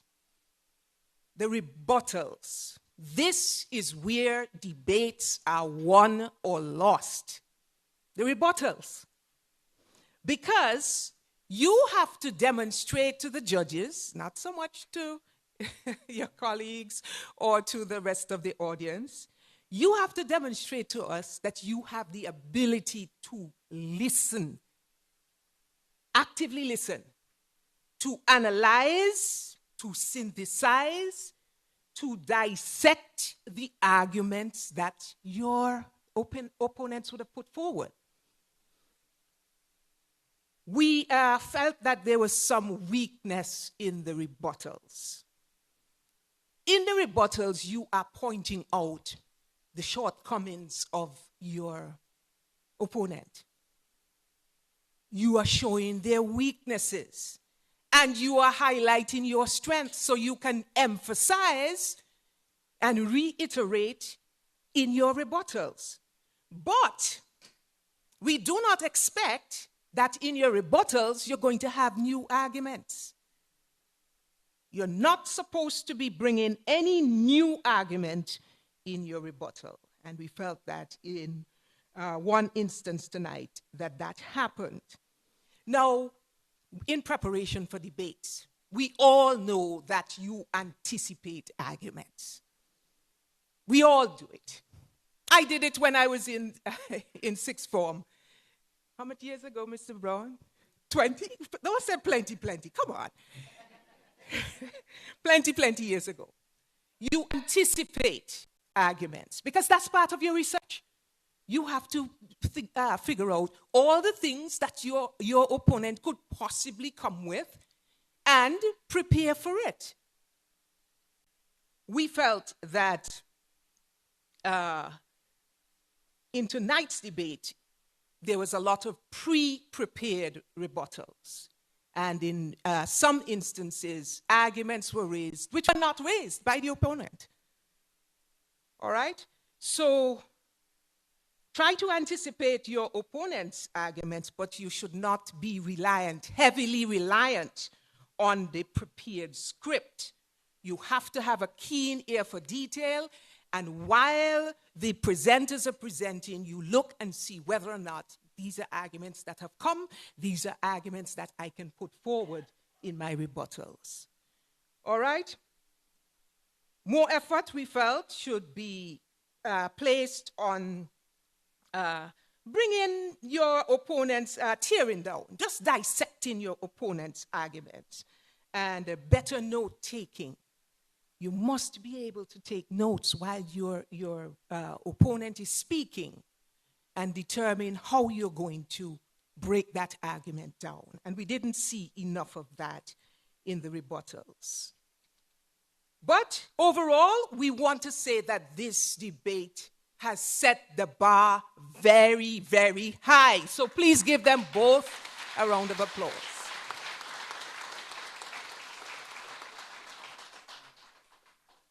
So let's get to the scores, and you'll see reflected in the scores that it was a close debate as well. It was a pretty close debate as well. So all debaters need to be lauded and commended for a great job tonight.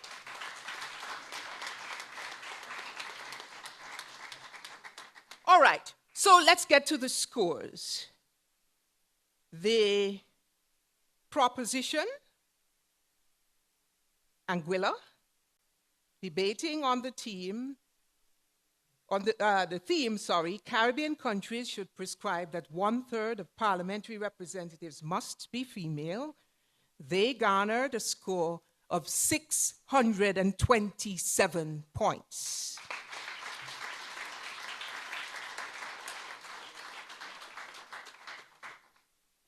And the opposition team from St. Maarten garnered a score of 644 points.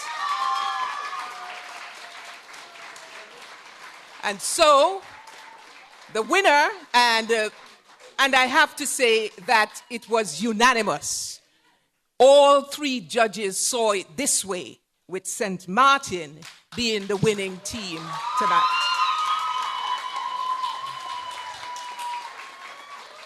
I want to commend the St. Maarten team for their excellent work tonight. And we also want to say to the future debaters, later on this evening and tomorrow, please, a lot of emphasis has been placed on your prepared presentation. But debates are won and lost on rebuttals. So You need to have that keen ear, listening for the points that your opponents are raising, and taking notes and trying to critique those points. But great presentation. Congratulations, St. Maarten.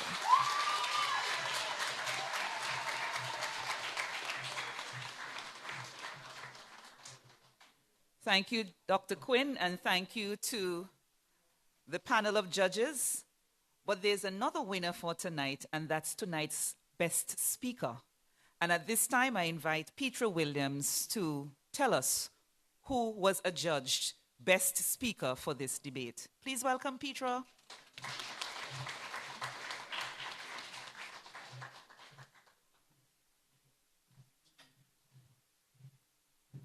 Good evening, everyone. Good evening, sir. How are you? The main event has happened, so let me just very quickly join in congratulating all of the speakers this evening. Very well done. I just want to point out a few things. First of all, for the audience, I was given a specific task where I looked at audibility and clarity, articulation, voice modulation, command of material, persuasiveness, fluency, eye contact, and body language. Those were the areas that I needed to do my assessment on. 2 points to make very quickly. The command of material, that was a particular concern for me. Some members of the teams, their material was a little scattered, for want of a better word, and lacked structure, and that would have impacted on the points that was awarded for command of material. And also, another concern for me was the issue of persuasiveness, where because there was a lot of it's already prepared, the ability to emphasize and bring the audience in, that was not as well as I would have hoped it would have been.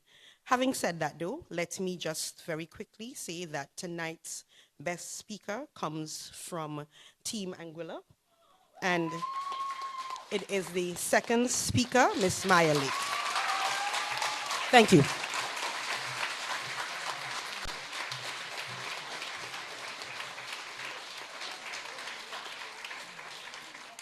Thank you, Petra. And we say congratulations to Maya Lake, being adjudged the best speaker for tonight. And to Team St. Maarten for being adjudged winners of this evening's debates. We will be moving swiftly into the second debate. So we're going to ask at this time those teams who will be taking part, if you could quickly exit the stage. Thank you very much. Those who are, yes, as also the panel of... Oh, okay. They ask, I think they said they'll do... all the photo ops and everything will happen for tomorrow night. But just for tonight, if you could just do a cordial handshake in friendly competition style, yes.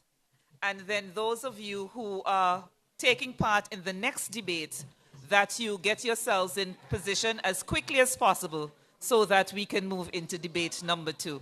Thank you very much. It was a pleasure being your moderator for tonight.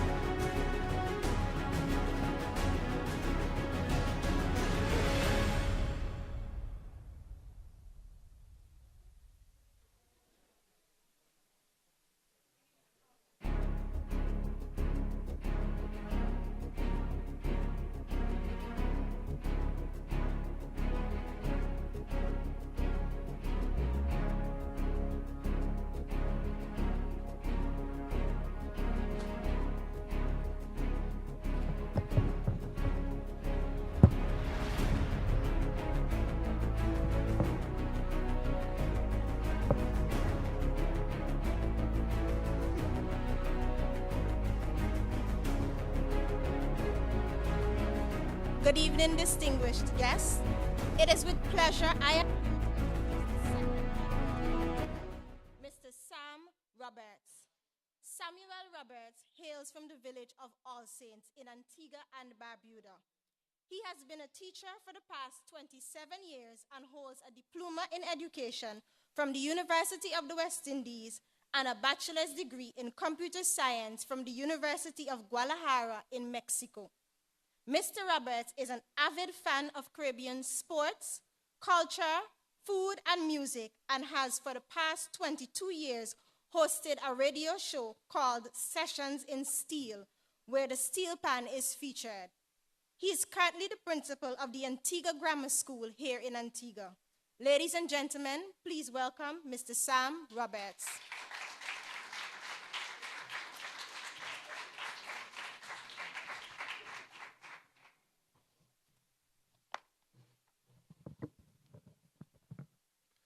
Thank you. Good evening, and a warm and pleasant good evening to our viewing and listening audience as well. Our second debate for this evening sees Antigua and Barbuda going up against St. Kitts. To argue the moot, efforts to reverse climate change are doomed to fail. Once again, that moot, efforts to reverse climate change are doomed to fail. Let's meet our debaters. From Antigua, please welcome the first speaker, Khadija Ladou.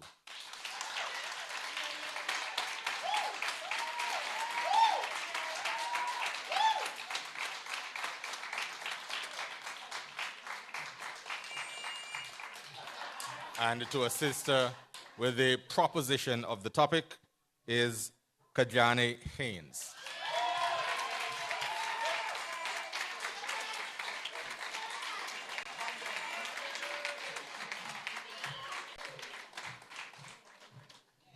Opposing the topic this evening will be St. Kitts, to be represented by their first speaker, Shadicia Green.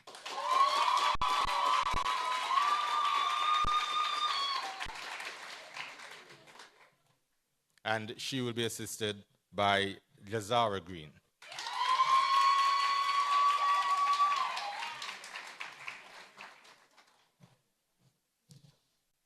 Let me remind you of the judging criteria this evening. The judges this evening will be looking for soundness of points, 35 points. Logical development of those points carries 20 points. Audibility and clarity, 15 points. Posture and personality, 15 points. Command of language, 15 points, for a total of 100 points. For the rebuttal, group coordination, 10 points. Recall of points, 10 points. Recall and general analysis of debate, 14 points. The ability to refute your opponent's points, that carries 20 points. And spontaneity, 6. For the rebuttal, a total of 60 points, giving us a grand total of 160 points for the evening. This evening, we have some very capable judges for this debate, and I will introduce them to you. We have Mrs. Andrea Smithen-Henry. The words passionate and positive are two key attributes of Andrea L. Smithen-Henry, as she endeavors to channel these qualities towards everything that she does. Mrs. Smithen-Henry obtained a first-class Bachelor of Law degree with honors and a master's degree in commercial law with merit from Birmingham City and Birmingham University in the UK, respectively. She has worked as a solicitor in the UK and is also qualified in the UK as an associate corporate governance practitioner. She attained legal education certificate from the Norman Manley Law School in Jamaica and moved her practice to Antigua. Outside of her career, Mrs. Smithen-Henry is greatly involved in mentoring students. She's a past president of JCI Antigua and a past national vice president of JCI West Indies, and is also a JCI senator. She has also been involved with several NGOs, charity and church groups, and youth development organizations. Mrs. Smithen-Henry is a technically trained and experienced choreographer and dancer in several dance forms. She is an experienced debater, trainer, public and motivational speaker, and event host. She is also the founder and co-director of Inspirited, through which she undertakes personal development coaching and motivational speaking sessions. Judging tonight is Mrs. Andrea Smith-Henry.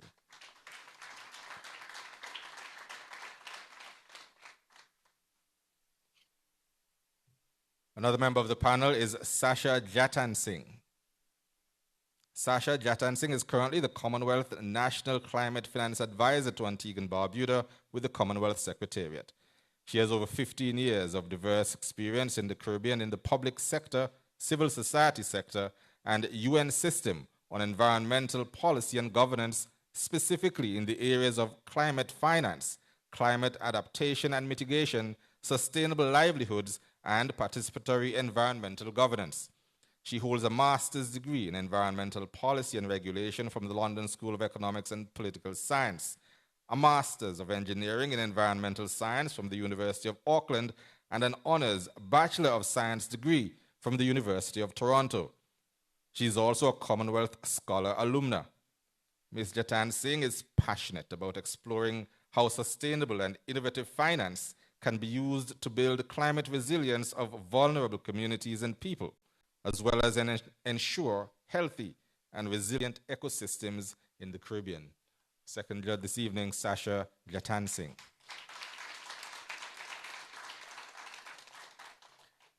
And to complete our panel, Talia DeCosta. Talia is an associate attorney at Stapleton Chambers, having graduated from the Norman Manley Law School with a legal education certificate and the University of the West Indies Mona campus with a Bachelor of Laws degree with honors. She was admitted to practice in Antigua and Barbuda in November of 2019. While balancing the demands of her legal education, Talia maintained her involvement in student-led activities carried out by the UE Mona Law Society and served as the publication's chairperson of the Norman Manley Law School Student Association. Talia has a passion for helping the less fortunate in our society and is a member of the Initiate Spark, Inc.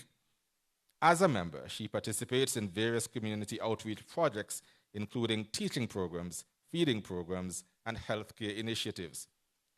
As a young attorney, Talia has distinguished herself in producing quality service in areas including civil and commercial litigation, family law, conveyancing, probate, and corporate governance.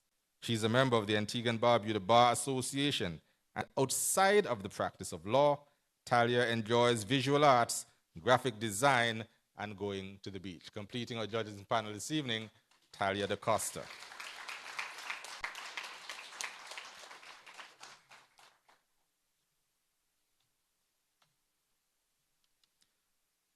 Our timekeeper for this evening will be Mr. Kamali Mannix. Ladies and gentlemen, we are ready to debate the moot efforts to reverse climate change are doomed to fail. We welcome the first speaker from Antigua to propose the topic, Khadija Ledoux.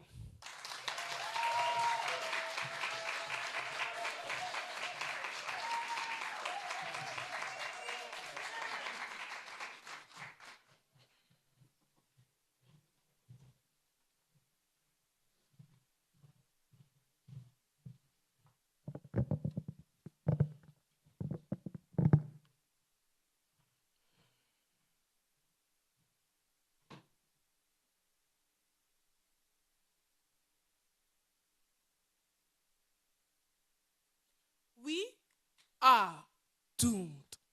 Mr. Moderator, honorable judges, worthy opponents, listening and viewing audience, good evening.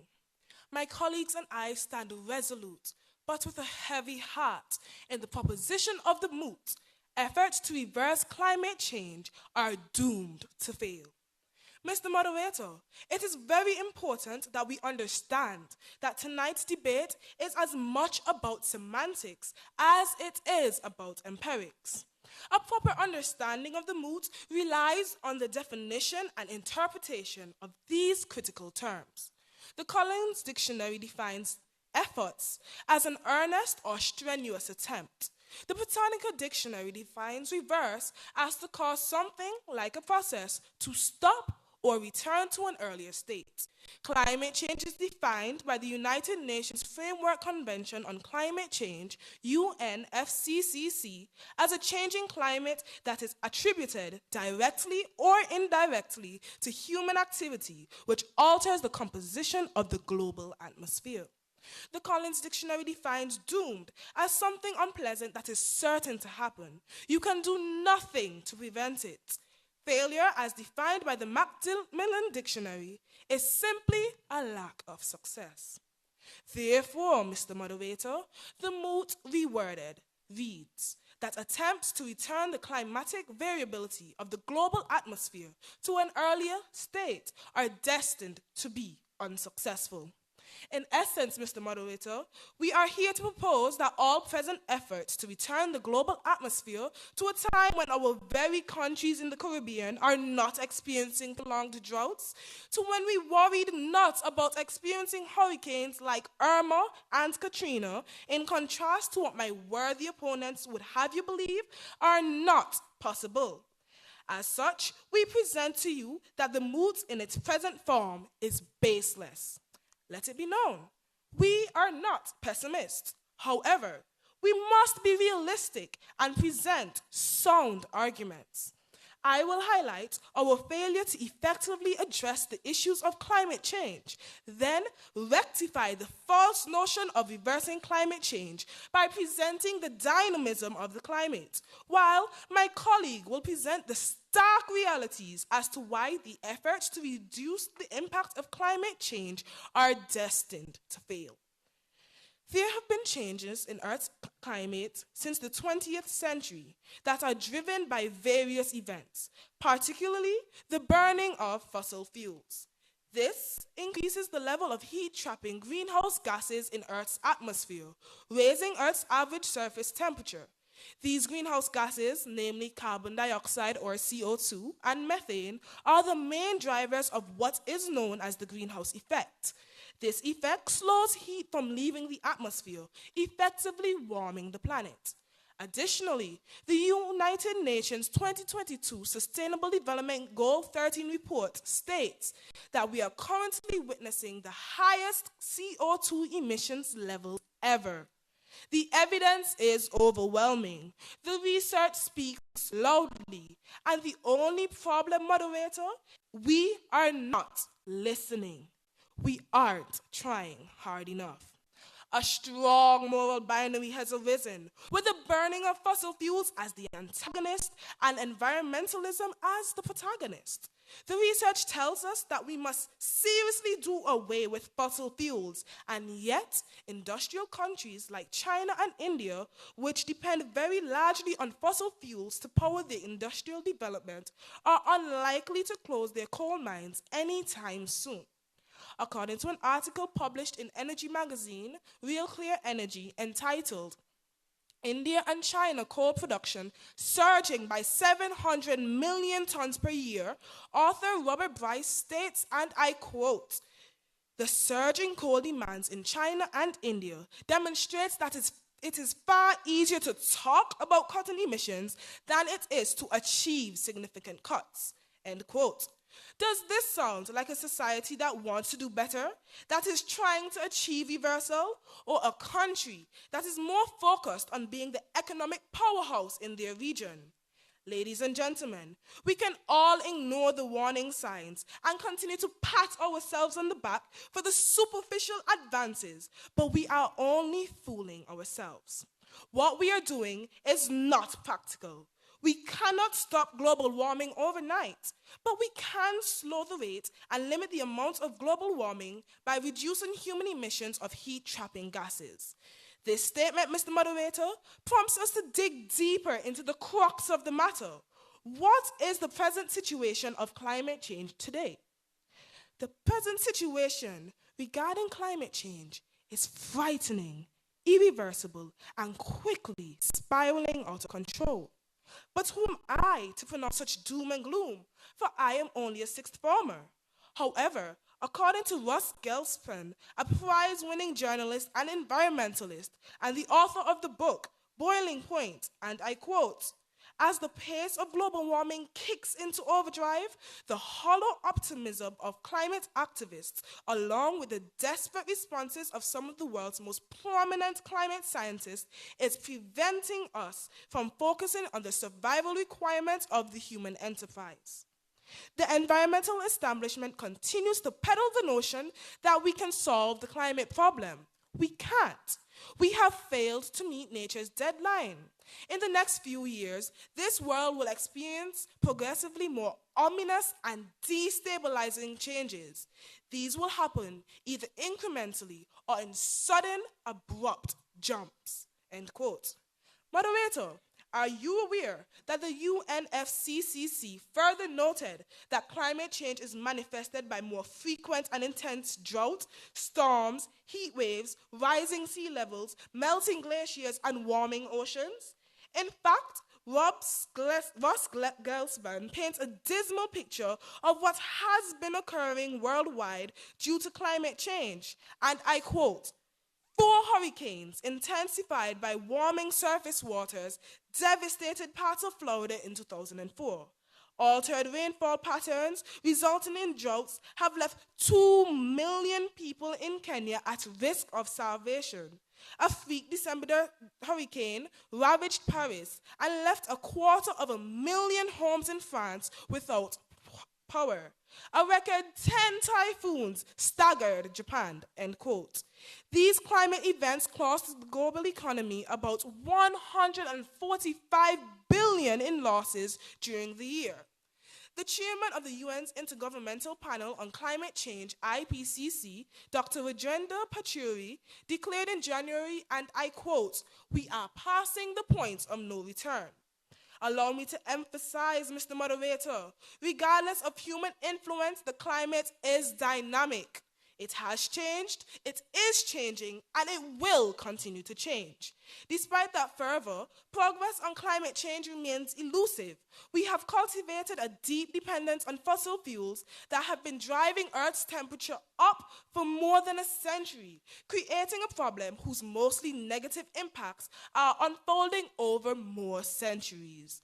Data from NASA supports this premise, and I quote, "The Earth's climate has changed throughout history. Just in the last 800,000 years, there have been 8 cycles of ice ages and warmer periods.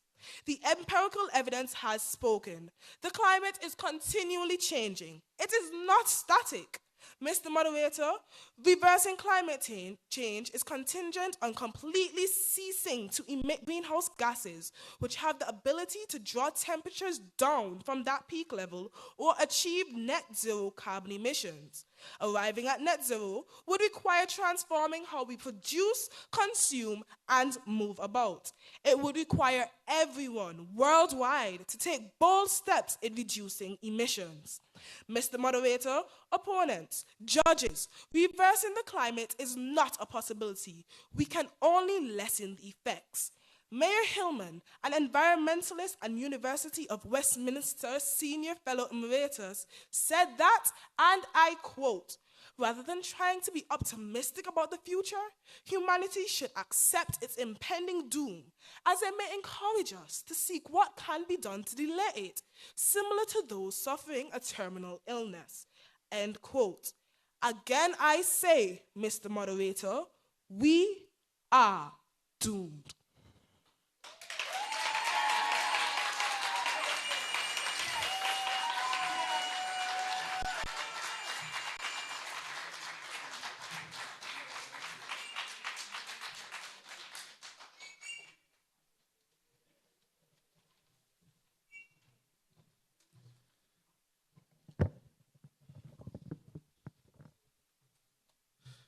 The first speaker from the proposition, Antigua, Ms. Khadija Ladou, debating the topic, efforts to reverse climate change are doomed to fail, and she did that in 9 minutes and 39 seconds.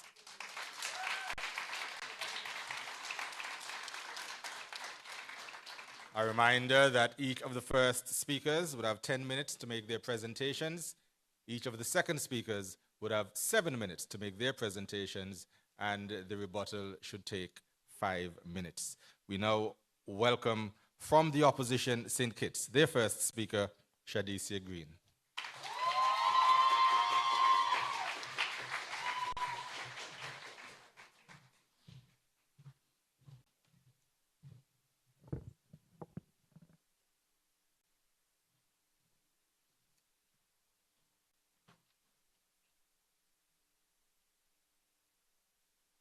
Moderator, judges, members of the proposing team, colleague, audience, a pleasant evening to you.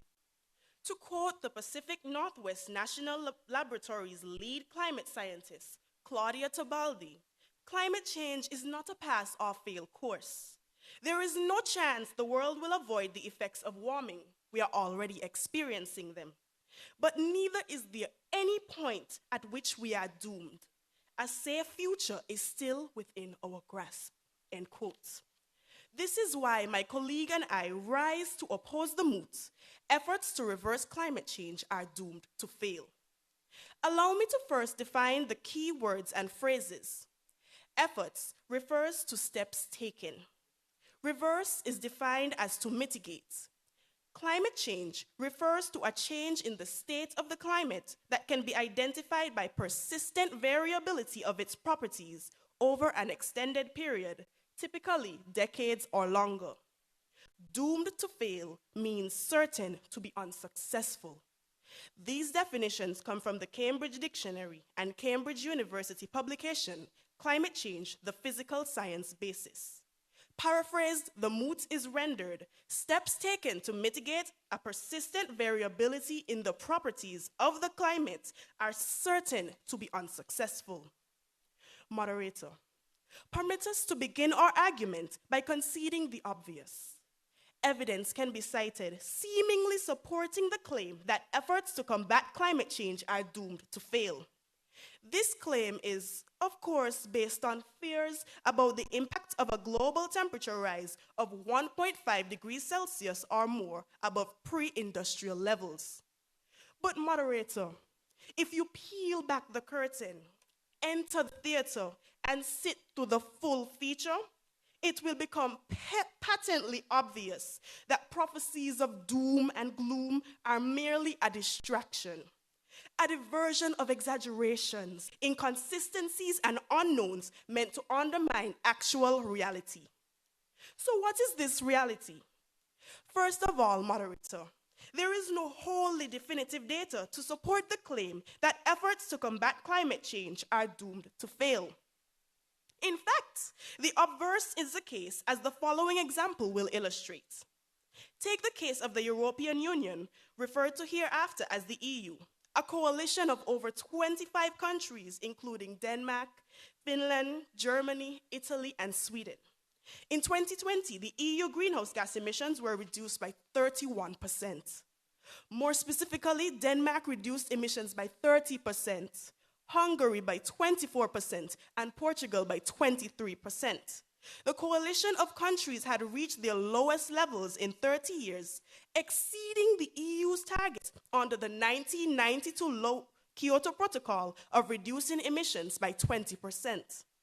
And the EU is now working to reduce those emissions by 55% by 2030, and to decarbonize the EU economy by 2050. I refer you to the European Parliament's fact sheet on the European Union. Note well, moderator, this steep drop in emissions was achieved while the EU increased its gross domestic product, signaling not only the success, but also the sustainability of their efforts. This is according to Senior Associate at the World Resources Institute Climate Program, Nate Adden.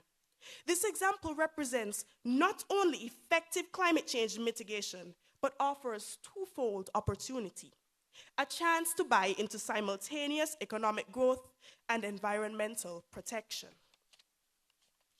Additionally, a 2022 report by the Intergovernmental Panel on Climate Change, referred to hereafter as the IPCC report, references many carbon-positive examples IDC report notes, quote, in many countries, policies have enhanced energy efficiency, reduced rates of deforestation, and accelerated technology deployment, all leading to reduced or removed emissions of several gigatons of carbon dioxide, end quote. Is it then logical to claim that steps to mitigate climate change cannot succeed? Moderator, this is not, in fact, logical. Moreover, it is debatable rather than certain whether or not 1.5 degrees Celsius represents a definitive boundary between manageable and catastrophic impacts. Even as scientists have modeled temperature rises yielding increases in the frequency and intensity of extreme weather events, there is some uncertainty. This means, moderator, we cannot easily, let alone perfectly, predict what might happen. The reality is, as the example of the EU proves, that we can successfully decrease greenhouse gas emissions and thereby effectively stop warming. Moderator, in addition to mitigation, the active reduction of greenhouse gases, there is the prospect of sequestration. Sequestration, as defined by the United States Geological Survey, is the process of capturing and storing atmospheric carbon dioxide, hereafter referred to as CO2. Nations can successfully sequester CO2 from our atmosphere through expanding existing natural carbon sinks, namely trees, soils, and oceans. Countries can strategically cultivate specific plant types. According to the 2022 article captioned, "Stopping climate change isn't enough, we need to reverse it." Our global community can attain up to 50% of the CO2 removal that our planet needs. We can and we will ultimately succeed in cooling our warming world. Furthermore, carbon sequestration is not limited to nature. In fact, one of the more reliable and effective ways to remove excess ambient CO2 involves man-made solutions such as direct air capture technologies. These technologies absorb CO2 directly from the atmosphere. Another long-term capture method includes sinking plants in kelp into the deep ocean. These are processes that work, moderator. How then can steps to address climate change be labeled as doomed to failure? They should not. They cannot. Moderator, traditionally, fossil fuel-dependent companies have started to acknowledge their responsibility. More importantly, they are committing to collaborative efforts to address the issue. Tesla has made a pledge to work to avoid harm to the environment, responsible management of all waste, and efficient use of water and energy resources. IKEA, the Swedish retailer, has invested $2 billion into renewable energy projects, has already installed around 750,000 solar panels on IKEA buildings, and plans to build 416 wind turbines. Unilever, deemed the global corporate leader in environmental sustainability, ensures that all of its agricultural materials come from sustainable sources by working with farmers to reduce environmental harm. I refer you to the environmental journalist Ivana Kotasova's article entitled, "These Companies Are Leading to Fight Against Climate Change," for these inspiring examples and more. When our evidence is considered, moderator, it becomes clear that the steps taken to combat climate change are bearing fruit. The proposition is, of course, going to tell you that such steps do not go far enough and come too late. But as the old saying goes, every journey begins with a single step.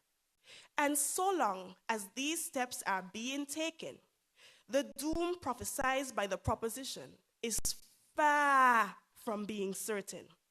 So allow me to conclude, moderator, by reminding you of how we have overcome crises in the past. Steps were taken, incremental steps that may have seemed slow and inadequate and lacking in utility, but such steps have and will always signal success, not failure. My teammates will conclude our argument by addressing the impact of energy transition, alternative energy sources, and prevailing attitudes. In the interim, I boldly contend efforts to reverse climate change are not doomed to fail. I thank you.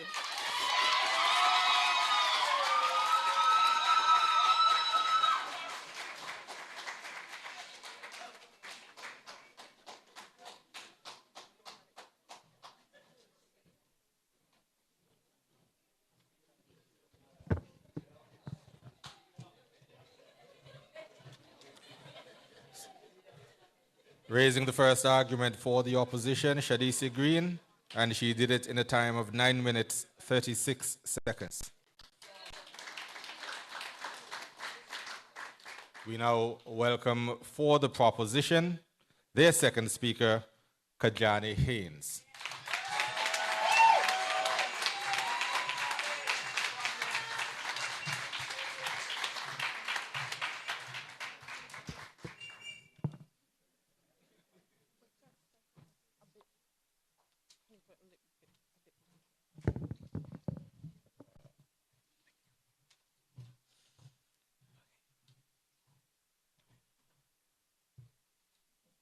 Mr. Moderator, esteemed judges, my worthy opponents, special guests, and viewing audience, good evening.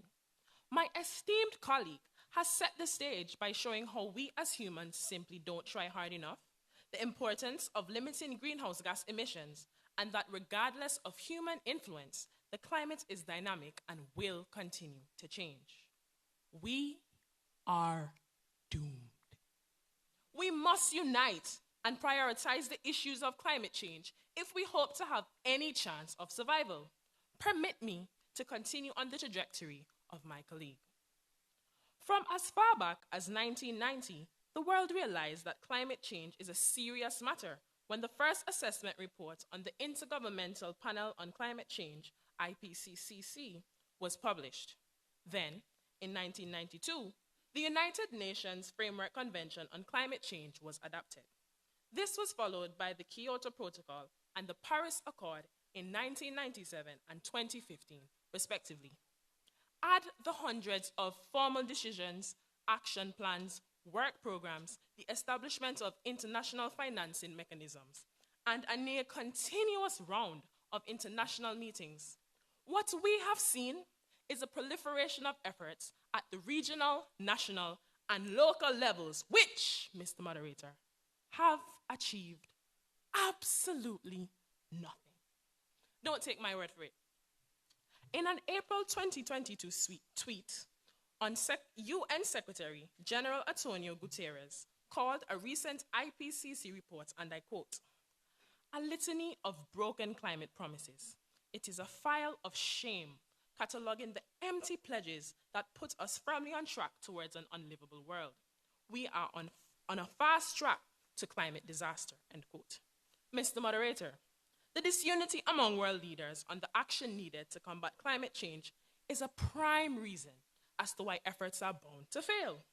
Flawed international collaboration and contribution inhibits our efforts against climate change. Each country and region has its own agenda and a goal to combat climate change. Conference of the Parties summits, more commonly known as COP summits, are constantly filled with conflict. Industrial countries like China and India are often given the blame for the emission of greenhouse gases. Although these countries are responsible, the symbiotic role that thriving nations like the United States play is never accounted for. World leaders are constantly making promises which they do not fulfill. Instead of political will, they express political wilt. They blossom with beautiful promises and then wilt away. Environmentalist Mayer Hillman, in his book entitled The Suicidal Planet: How to Prevent Global Climate Catastrophe, stated that climate change is a global problem, the solution to which requires agreement by all countries. Without equity, there can be no realistic prospect of political agreement to introduce the measures needed. Richer countries have the greatest capacity and responsibility to act, as they are historically responsible for the highest level of emissions. Similarly, poorer countries, having generated a much smaller fraction of emissions, must be given commensurate responsibility to accommodate the economic well-being of their people. Moderator, distinguished judges. Moreover, the tourism industry in the Caribbean flourishes upon the arrival of cruise ships. Although they bring a large host of jobs and revenue, cruise ships release carbon dioxide into the atmosphere. However, all governments refuse to take steps to establish stricter policies for the cruise industry because they don't want to sacrifice the revenue and other benefits that these cruise lines bring to the economy. According to the International Council on Clean Transport Global Shipping Emissions Inventory, even the world's largest and most efficient cruise ships emit about 250 grams of carbon dioxide per passenger for every kilometer traveled. To put this into context, in a trip between Miami and St. Kitts, carrying a total of 5,000 passengers, such a cruise ship would emit 2.5 billion kilograms of CO2. Can you see countries dependent on tourism and the revenue derived from the cruise ship industry restricting the arrival of these cruise ships? I cannot. This is realistic and illustrates why reversal of climate change is visibly unachievable. Moderator, distinguished judges, it is very easy for individuals to divert their attention from our impending doom, that is climate change. For example, here in the Caribbean, every time a hurricane is approaching, we become climate change enthusiasts, making mountains of promises about all the money we will use to fix it.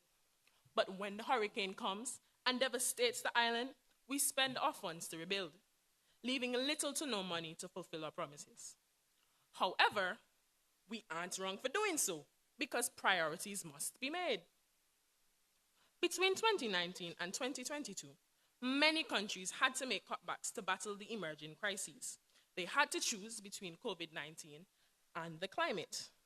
Sadly, the climate lost this battle miserably, because as many mothers would say, health always comes first. In a report published by the World Resources Institute in 2020, Fiji made a 40% reduction in domestic climate finance allocations for 2020 in order to fight the pandemic. Another crisis was war. On the 19th of September 2016, Ukraine updated its pledge of the Paris Agreement from reducing their greenhouse gas emissions by 65% by 2030 from the 1990 levels to reducing it by 40%. They were very confident that they could meet this and were making steps in the right direction before they were invaded by neighboring Russia. According to Ukraine's Minister of Environmental Protection, in only the first 7 months of their war against Russia, 31 million tons of CO2 were emitted. Instead of making moves to improve their carbon footprint to meet their previously stated goal, they were pumping more carbon dioxide into the air. Therefore, it is pellucid that when priorities change, the climate suffers. In closing, Mr. Moderator, it has now become perfectly clear that efforts to reverse climate change are doomed to fail. My colleague and I have resoundingly demonstrated inefficiencies in addressing the issue of climate change. We are doomed.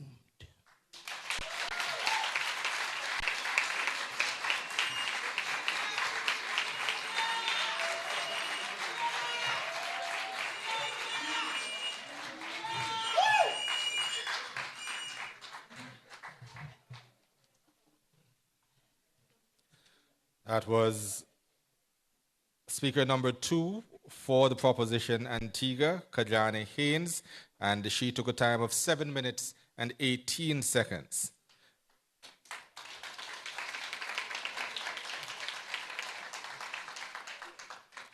We now welcome to the microphone from the opposition, it's their second speaker, Jazara Green.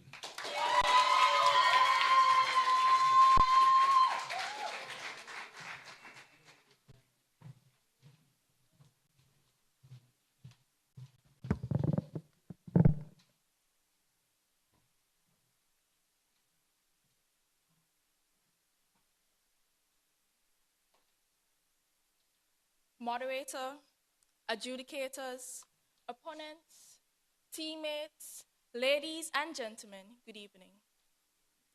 My leader has presented incontestable arguments in support of our claim efforts to reverse climate change are not doomed to fail. Moderator, lest there be any misunderstanding of our position, allow me to first point out that we are not by any means suggesting that climate change solutions are easy. We are not implying that all efforts will be equally successful. However, I stand alongside many of the hopeful youth who refuse to be defeatists, who refuse to succumb to the inevitability of failure. I will further strengthen our argument through careful focus on energy transition, renewable energy, and youth activism, elements essential to global success. Moderator, the regulation of policy and Latin American energy transitions refers to energy transition as, and I quote, the gradual shift from a specific pattern of energy provision to a new state of an energy system, end quote. In other words, it involves a change from non-renewable energy types like fossil fuels towards more renewable, clean sources, a paradigm shift crucial to turning the effects of climate change. According to a recent UN report, it has the potential to provide 65% of the world's total electricity supply by 2030, and all while decarbonizing 90% of the power sector by 2050. This transition is not just a theory, moderator. Japan has invested cleaner energy via nuclear fission. Researchers in the US and China have confirmed processes to extract hydrogen from seawater for use as an alternative fuel. Sales of electric cars in the EU broke records in 2022.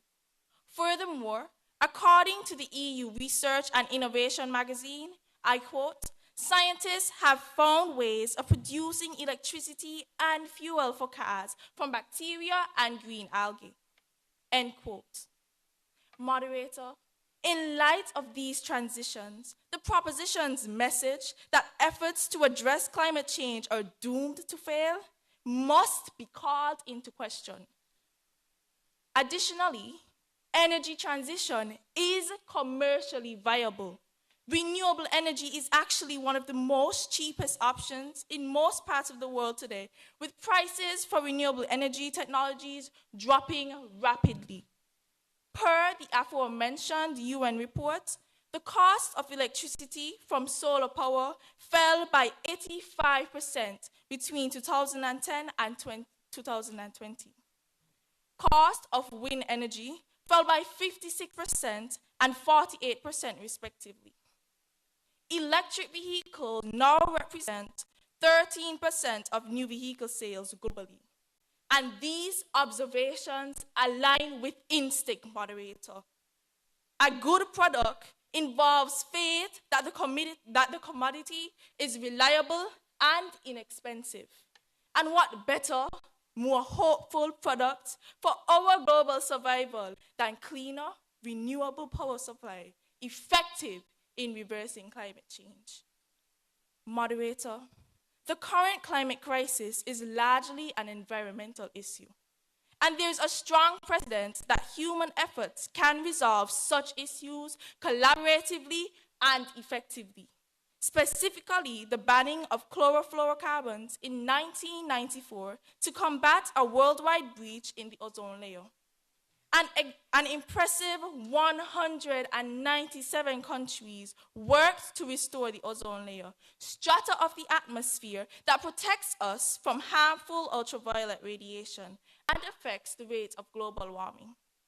Within decades, this multinational decision paid dividends, and today, the hole in the ozone layer is well on the way to repairing itself. I refer you to the 2022 assessment of ozone depletion. Moderator, the proposition will assert that the political will to effect change does not exist.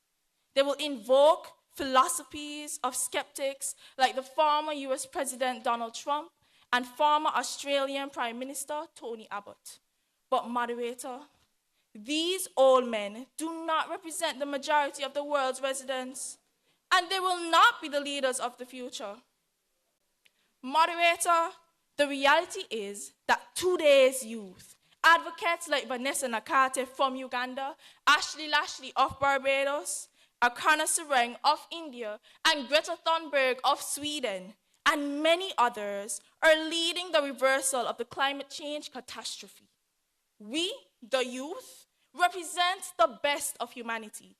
We are willing to build boldly on a history of combining a positive attitude and innovation whenever there is a need to supply and survive.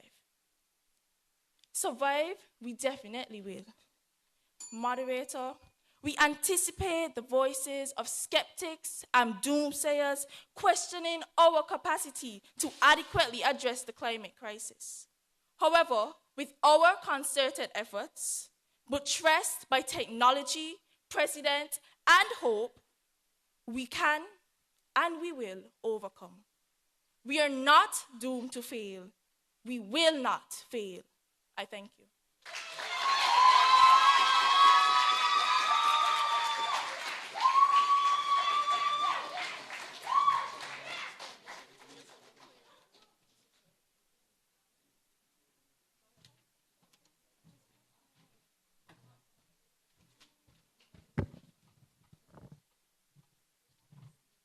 Speaker number 2 for the opposition, St. Kitts, Desara Green, and she made her argument in a time of 6 minutes and 29 seconds.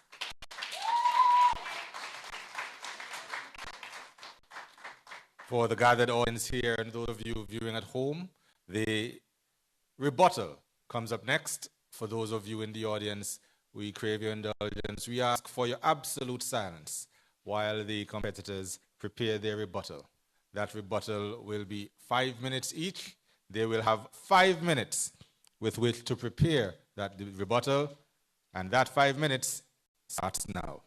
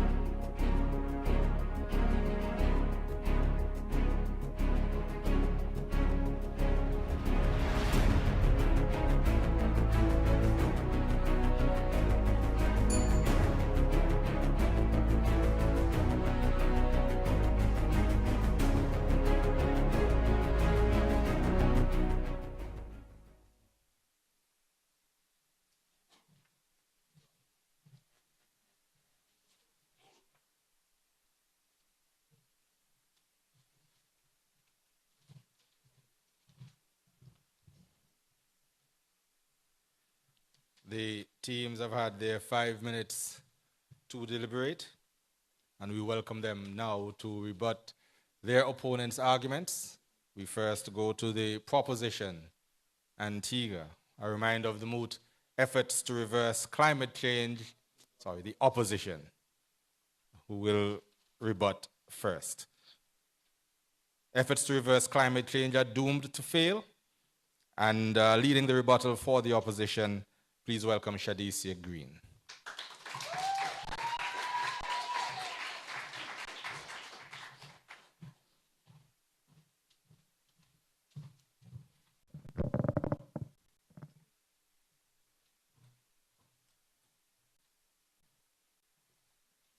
Moderator, judges, audience, good night once again. Our opponents merely achieved to make our return to the lectern a pleasant one. Do not be mesmerized by the manipulative words of the proposition as they spinelessly advocate for inaction due to fear of failure. The proponents insisted with opening and closing line, "We are doomed." My opponents continue to spread unsubstantiated claims that the effects of climate change are irreversible. The reality is the damage done by climate change did not occur in a day and will take considerable time and resources to change. Ladies and gentlemen, our opponents tried in vain to use the impact of time to twist and misinform.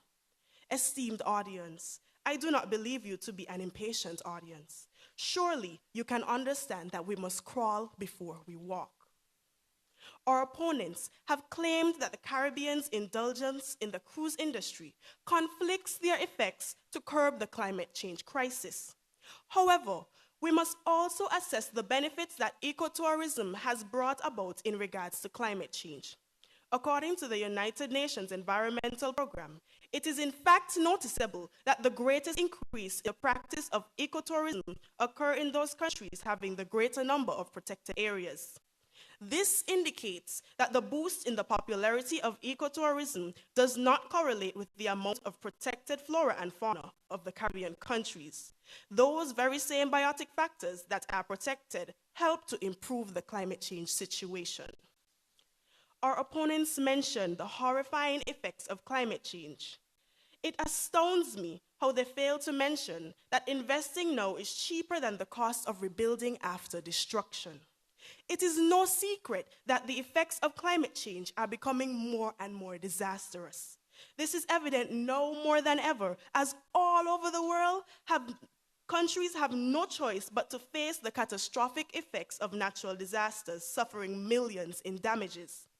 Like Super Typhoon Mangkhut, which tore through India in 2018, Cyclone Gabrielle, which devastated New Zealand right here in the Caribbean, Hurricane Irma, who ravaged multiple islands in the Caribbean, including right here in Antigua and Barbuda. Moderator, although the action taken hasn't been as quick as we would want, by signing these protocols, the first and necessary step was taken. Apologies. Our opponents expose their ignorance in stating that governments are inactive and only looking for economic power in this fight. Are those the same government officials who stepped up to be a part of the Kyoto Protocol and Paris Agreement that they're speaking about? Or are they speaking about the 198 governments that annually participate in the United Nations Climate Change Conference? Or are they possibly referring to their own country that is at the forefront of climate change in the Caribbean, according to a 2020 article entitled Antigua and Barbuda to remain at the forefront of climate change action? Moderator, our opponents have to be living in the 20th century if they still believe that governments are turning a blind eye to this crisis like they are. Moderator, we cannot stay silent in the face of the unconcealed hypocrisy of the proposition. How could they be audacious enough to simply negate the extensive efforts of countries by using such a sweeping generalization? Are we to completely ignore all the efforts?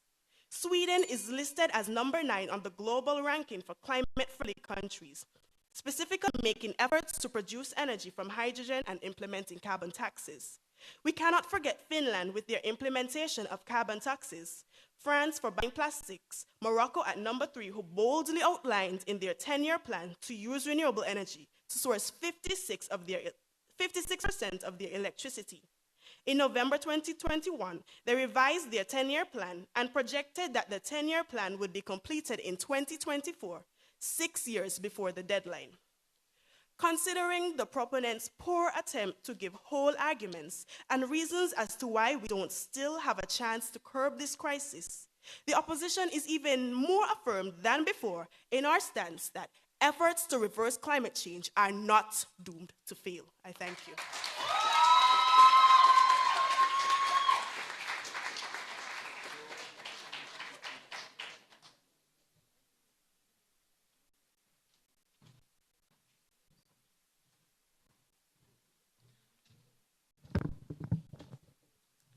Rebutting for the opposition, that was Shadisi Green, and she concluded the opposition's arguments in 4 minutes and 53 seconds.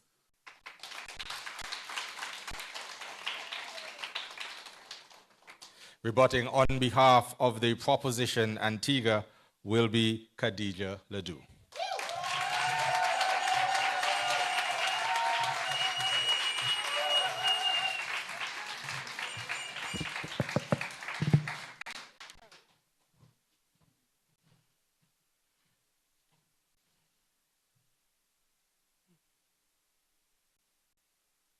Good evening once again. The opposition has made their presentation. However, the proposition is still not convinced that efforts to reverse climate change are doomed to fail. Are not doomed to fail. My opponent stated, first, we will address the points they made. They mentioned that methods such as carbon dioxide removal are being implemented. They also said that there is improved technology and renewable energy. They further pointed out that we cannot predict what might happen. Moderator, we heard my opponent say that the IPCC removed several tons of CO2 via methods such as sequestration and direct air capture, which removes considerable amounts of CO2 from the atmosphere. However, as we would have stated, the climate is not static. Even if these methods removed X amount of CO2 today, X squared is being produced at the same time. We presented the example of industrial countries such as China and India, who supply the bulk of produce everyone here consumes each day. Are we willing to forfeit these luxuries in order to save the climate? Think on this.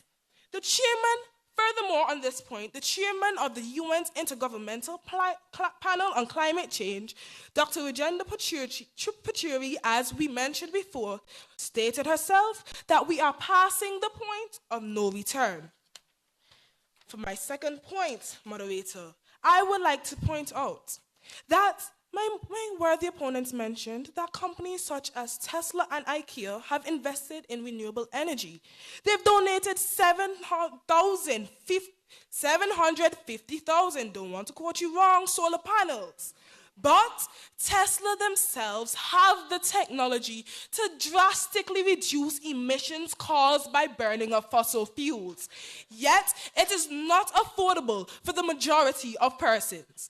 It is no questions why citizens in small island developing states, such as those represented today, are more likely to buy a cheap, less environmentally friendly Toyota Vitz. They further stated that we cannot predict what might happen. However, moderator, we are already seeing the effects. The opposition themselves said this. As we stated, more frequent and intense droughts are happening right now. Storms are happening right now. Heat waves are happening right now. The sea levels are increasing right now. So we need to act right now. Thank you very much. Climate change is humanity's red code warning that our window to avoid catastrophe is closing rapidly.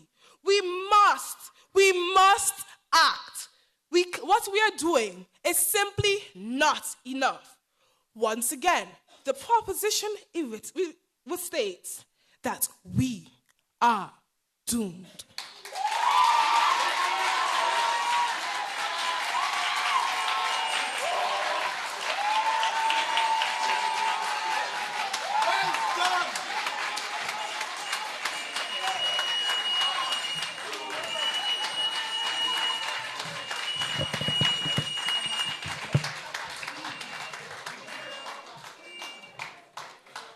We've heard the arguments, and concluding the argument on behalf of the proposition, Khadija Ledoux, and she concluded her side's argument in 3 minutes and 31 seconds.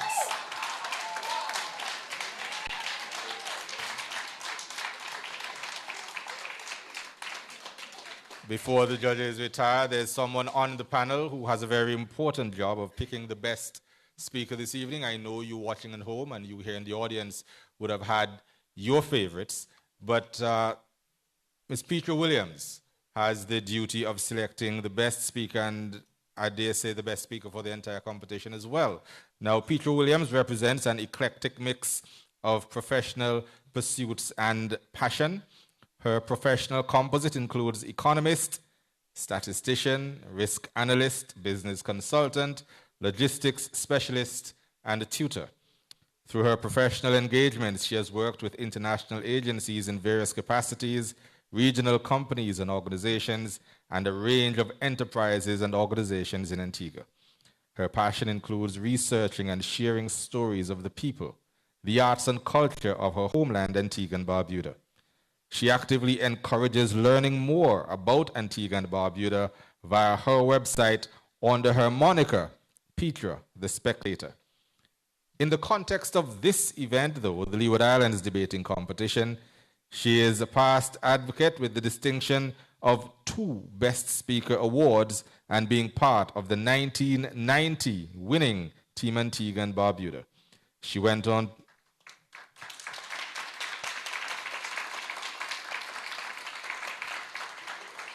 to represent her Block G and Mary Seacole Hall successfully during her studies at UWI Mona.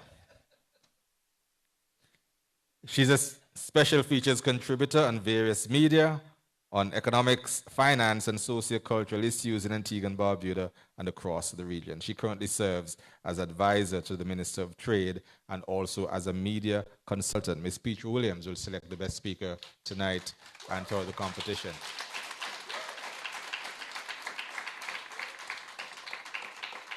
The judges will now retire for their deliberations.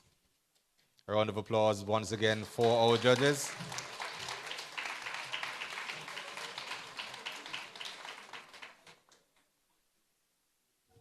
And I always like to advocate a special round of applause for the judges before the decision is read.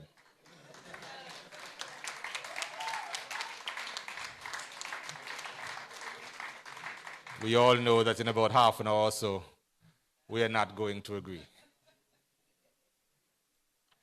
Ladies and gentlemen, it is now your turn to engage and interact with this mood. Efforts to reverse climate change are doomed to fail, and you can have your say on how you feel about the topic. You can indicate your willingness to speak to that, and microphones will be provided for you to speak. Is there anybody in the audience who wants to share their particular view on it?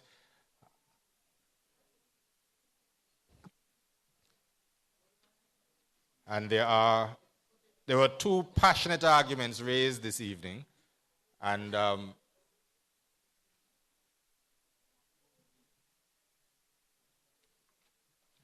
for those in the audience, before you heard the mood, though, there's maybe something you could comment on. How important really was it in your daily activities, climate change? But we have a contributor. Go right ahead. Thank you very much. And if we could just give a round of applause to the debaters on both sides.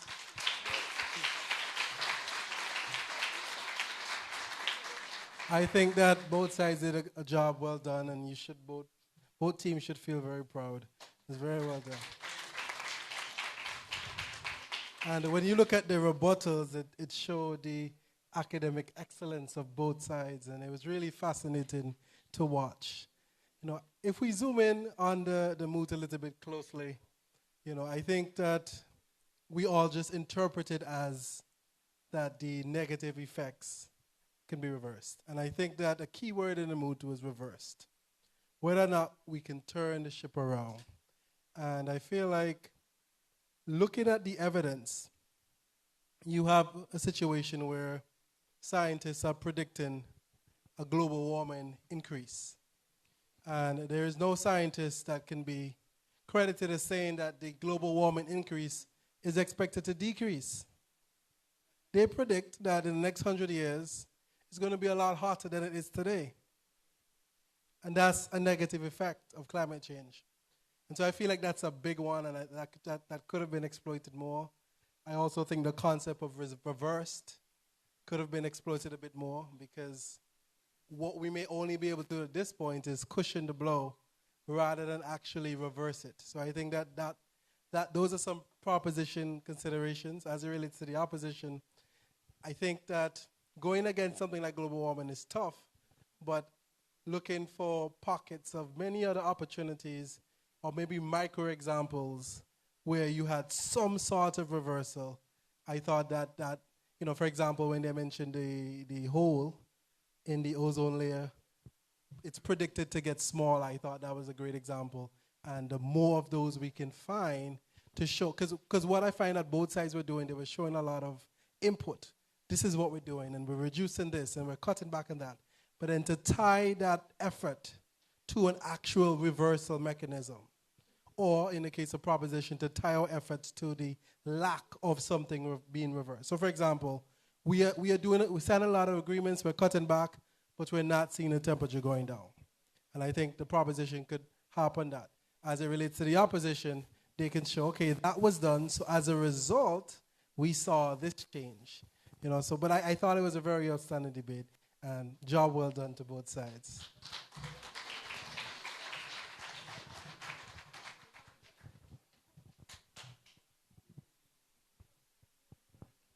Now, one of the things about these events is that you really should be entertained. I found both sides to have been thoroughly entertaining. Now, for those of you in the audience, once again, you can share your thoughts, not just on the debate, but on the moot itself. Efforts to reverse climate change are doomed to fail. It's a highly scientific topic. I know when you see it in the media, you hear things about, one of the things that was said was that if we eat less meat products, that we are directly contributing to, you know, reversing the effects of climate change. That's one of the efforts being made. They're encouraging you to eat less burgers, well, meat burgers. And if you read certain publications, then you'd be convinced that the cow is one of our worst enemies because of their, how do I say this delicately on TV? Emissions. Let's go with that. Because of the emissions. We have another contributor. Go right ahead, sir. Good night, everyone. I teach mathematics, and there was a small issue in one of the presentations, and so I am taking this time as a teachable moment. It's not necessarily true that x squared is greater than x for all x. All right, so just a little teachable moment. If x is less than 1 and you square it, then that doesn't happen. X squared is not necessarily greater than x. On the moot itself, my input is one of the issues I think we could explore some more is the whole concept of the cycles within the earth and the universe. That's, you know, we have the water cycle, hydrogen cycle, etc. And sometimes as humans, when we find ourselves on the negative side of the cycle, we panic. And so we say all is lost. I had personal experience of climbing a volcano. And I remember the first time I climbed a volcano, I was amazed that at some point you actually went down. You know, as a youth, you look at the mountain and you think, well, all you would do is just go up, up, up, up, up. I make that reference to say that the earth spins around, also it's told to us, some persons would say that. It goes around and it comes back. And there are times when we would have night. And night for most persons, you know, it signals some element of fear. Similarly, I look at this climate issue in a very long period of time. And yes, we are facing issues, but can we logically claim doom? I'm not necessarily convinced we can. The human has this ability to be creative and to be innovative. Now, something I might say might sound horrible. Yes, lives are being lost because of climate change. We will lose lives, and that would be painful. But again, the question is, are we doomed? Are we doomed? Are we, keep in mind, we live now in an age never before. I'm not so old, I'm not so young. So I come from an age where we didn't have cell phones. Yes, I'm telling you, it wasn't abundant. I come from a period, I remembered I was actually studying computer science, and the lecturer ran into the classroom amazed that there's a website you could put in a word and click search, and you get thousands of suggested links. And that was Google. All right? I say that to say that, you know, we, in terms of length of time, we are in a time when there's a lot of media, and as soon as something happens, it comes to us. So we are bombarded with news. I perceive, I might be wrong, I perceive maybe in 1720, they probably had 80 hurricanes. But there was no CNN to report it, no ABS, no Twitter, nobody to freak out. So, but now we're living in an age where every single thing, in a matter of seconds, it comes to us. And so we panic. All right? Again, I'm really a bit more hopeful. And if we don't have hope, then I think we are doomed. And this is my last point. It's an experience. I'm speaking experience. To this, one of the students put in the chat that they're actually drinking from, what you said, a cardboard straw or something like that. Not aware that Antigua, I think, made a decision to move away from plastics. And that was my response in the chat. And that's a good thing. And someone asked a while ago if we are thinking about, you know, the decisions we make relative to climate change. I do. Every time I buy chips in St. Kitts, it comes in styrofoam. And when the chips is hot, parts of the styrofoam melt. And I've seen persons in St. Kitts who bought hot soup in styrofoam, and part of that styrofoam would melt. And then you ask, you know, what are we doing? Okay? Now, Antigua has made a very positive move, in my opinion, in seeking materials that are a bit more biodegradable that would hurt our bodies a little less, hopefully. So we have to be hopeful. That is my mantra. And I am not going to behave like the sailors on Christopher Columbus' ship and say we are going to drop over the horizon. We will cycle, as an old calypso say, back to firewood.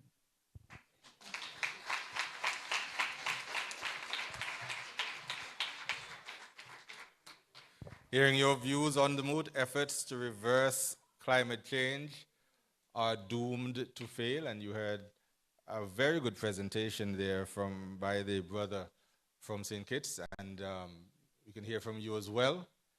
He was making a point that there are things being done, and we shouldn't be fearful. But does that speak to the mood, though, that because we're doing those things means that those things would be successful? I'm with you. In that, I would prefer to be doing something. I'm not saying it's going to work, as the proposition are contending, that yes, things are happening, but doomed to fail. But I would just prefer to be doing something.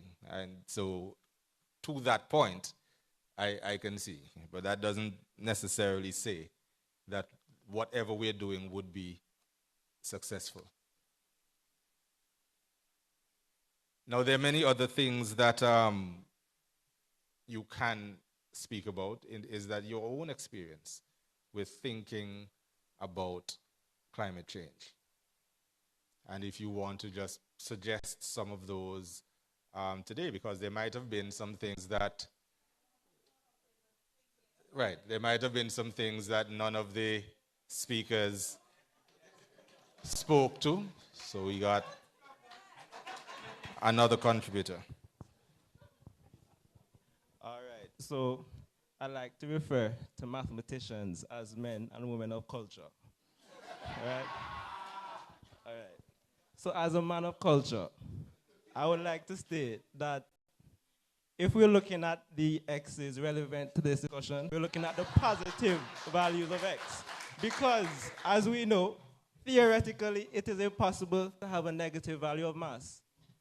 We know from physics that mass, once you have matter, it attracts other matter. There's a force of attraction, no matter how small. Now, if you want to look at a negative value of mass, and I have to talk quickly before Ms. Kentish comes back, because I'm not allowed to do this.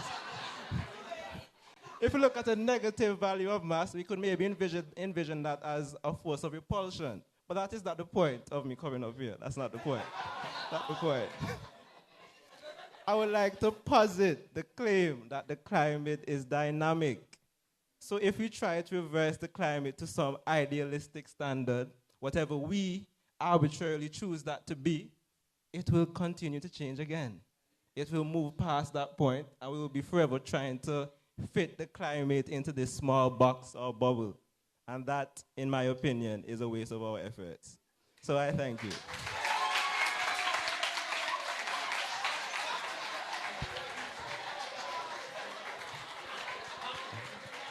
Let it begin.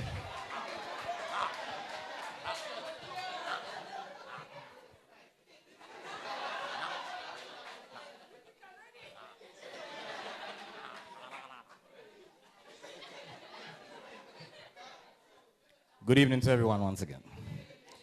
I want to start being gracious and say I really was impressed by the high level of performance of both sides, and round of applause again. I unfortunately spent 6 to 10 years of my life researching climate change, and it can, as I'm sure the proposition can understand, be kind of heavy and take a toll on your mental health. I'm not saying anything about mental health, no. You did that. I didn't. No. I'm saying it takes a toll. Heavy is the crown of knowledge. That's what I'm saying. That's all. Right? Seriously, it is. Yeah. Like when you know it, you know. But no, I mean, hopefully, despite what is a very impressive performance, you will be persuaded, maybe not by us, hopefully by us, but not by us, to be hopeful. All right? So a round of applause for hope, because I don't think any of us really want, I clap hard, but I don't think I really want to be doomed, all right? The next point of contention raised by the moderator, he rightfully raised the question about whether or not our meals, what we eat, or the carbon, or rather the methane emissions specifically from cows, passing emissions, as you try to diplomatically say. We have to understand that we are not trying to villainize any small thing. If you eat a hamburger, we're not saying you are the devil. We're not saying if you eat a hot dog every day for 365 days of the year that you're contributing to a doom and cataclysmic scenario. However, you are feeding into a system, no pun intended, that unfortunately is very big in terms of its carbon footprint. And just like we were able to ban CFCs, I think somebody said that, just like how we are able to transition from plastic straws, I think somebody said that. Just as where we are able, at some point, to take lead out of our gasoline, nobody said that, but it's true. We can make substitutions, we can change, all right? So I'm saying, even though someone early on talked about the 1.5 and the increase and the reversal and what the connotations and synonyms or alternative interpretations of reversal, if possible at all, 1.5 is inevitable, we continue to rise. Nobody's arguing that fact intensely or insistently. What we're trying to say is, just as we have a situation where it says, you know, it is darkest before the dawn, it is hottest before the star. And we can, if possible, making the right substitutions, as inconvenient as they might be for a time. As my colleague said, we can save lives, though we're losing some now. We can gain more time. We can do more for our actual planet, starting right here in the Caribbean where we're most vulnerable. So you might not start today, and you say, I want to do more, Mr. Moderator. Give somebody a lift tomorrow, and then give 4 people after that, all right? Eat less. Just reduce your carbon footprint, and if everybody in the room does that, I think we can make a greater impact. I thank you. Big up to the man of culture.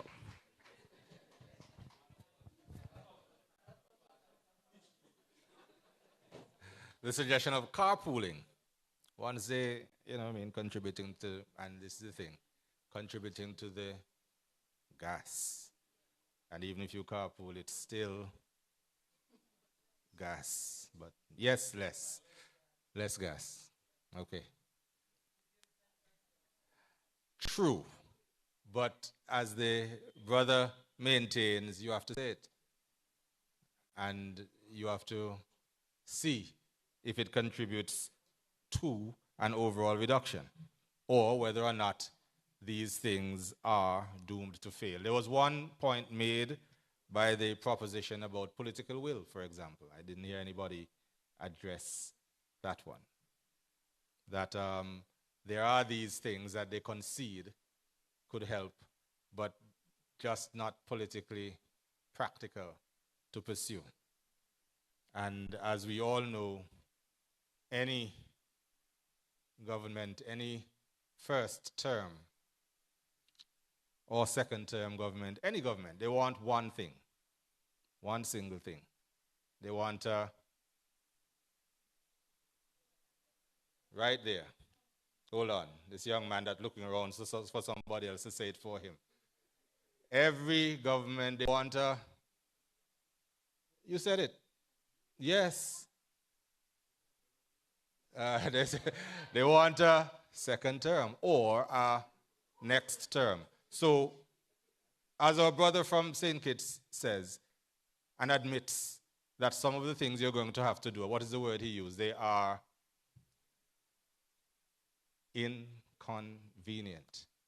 And I think the point has been made over and over again that politicians who are inconvenient are usually not kept in office for very long. So I take your point, and I am with you, but there are just some things that are just reality and some things are just fact. that I am willing to be inconvenient with you. I don't know about the eating less part, but we can talk. But I don't know that that is, the most popular view.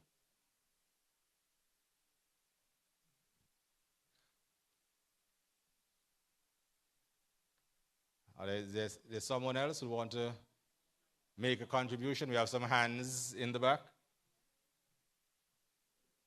Just stand. The microphone will find you.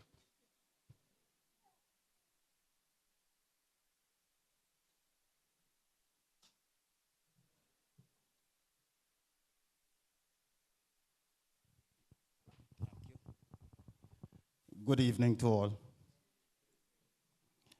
I also want to commend the presenters, and I think I want to say that the debaters did very well.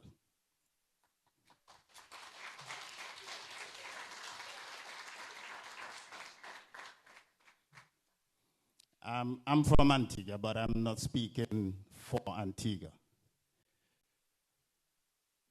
Some years ago, on the mood, there was an earthquake in California. Some of us may recall it. I can't specify the exact date, but there was an earthquake, and there was a bridge that was built, and scientists, the engineers indicated and declared and rubber stamped that bridge as indestructible. Cannot be destroyed. Even the most severe earthquakes could not destroy it, because you know California, certain parts prone to earthquakes. And the particular bridge in that earthquake was damaged. And the government officials brought in all kinds of persons to give them some kind of assessment and analysis why the bridge was damaged.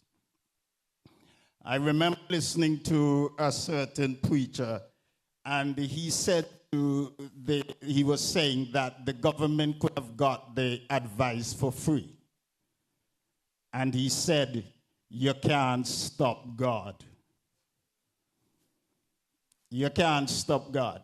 I appreciate all the efforts and all the suggestions of man's efforts to mitigate and to reverse and to change and to make better. But I think that we are, and I support the mood. Let me say this. I support the mood. We are doomed to fail. We're doomed to fail. I speak, and I think one of the suggestions I was saying to my friend here, that if the presenters of the mood, I know we use a lot of sources, and I agree with those sources, but I would recommend that if you had added another source, it would have strengthened your argument a lot. The Bible.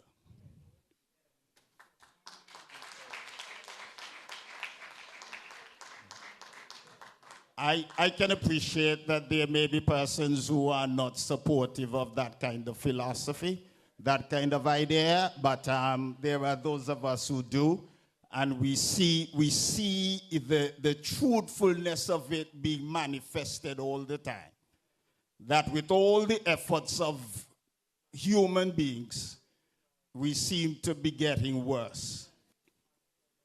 And I just want to leave, there's a scripture in 2 Peter chapter 3 that speaks to the inevitable. Seeing all these things will be dissolved. They will be dissolved. And so the effects of climate change, the intense heating of the atmosphere, and that sort of stuff is inevitable. It's inevitable. And the elements are going to dissolve with fervent heat. And that's what we are seeing happening around us. So we as human beings, I'm not saying that we are doomed individually, but the earth is doomed. It's All right, going sir. to dissolve. All right, thank you so much, sir. The judge's decision is in. But once again, just to remind those of you viewing of the mood this evening, efforts to reverse climate change are doomed to fail. For the proposition Antigua, we had first speaker Khadija Ledoux and second speaker Kajane Haynes.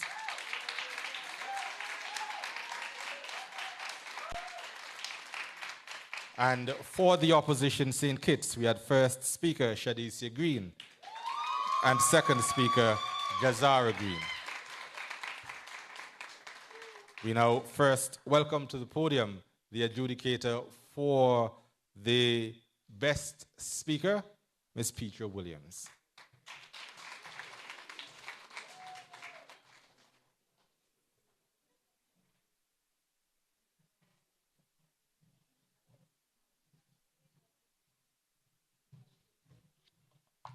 Good evening again.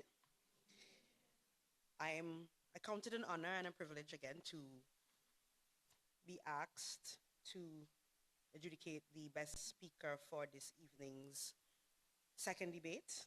Just to remind that unlike my esteemed colleagues who had a much harder task,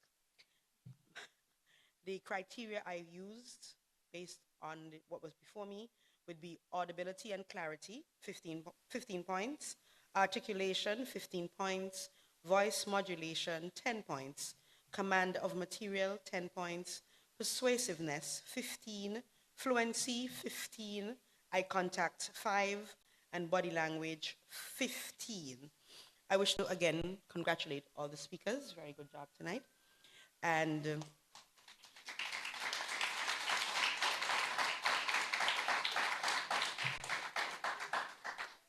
I very much enjoyed the attempts to do a much better structure of the information presented. I think that also needs to be commended. I wish to commend in particular the second speakers for both teams, as they were very engaging. They made the effort to not just present the information, but to engage the audience. And you could tell from the quiet hums and murmurs we got as they made their points. And also that they made an effort to be, let me make sure I get the right term here, that their body language, we got a lot more body language from both of the second speakers. Having said that, it was a very close contest this occasion. I am pleased to announce that the winner of the best speaker for the second debate is from Team Antigua. I didn't say who yet. I didn't say. Hold on. Miss Haynes.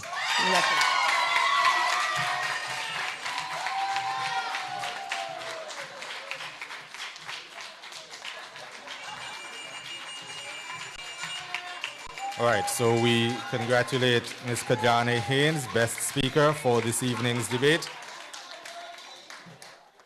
And now, for those of you viewing at home, ladies and gentlemen gathered here, the moment that we've been waiting for to deliver the results and speak on behalf of the judges.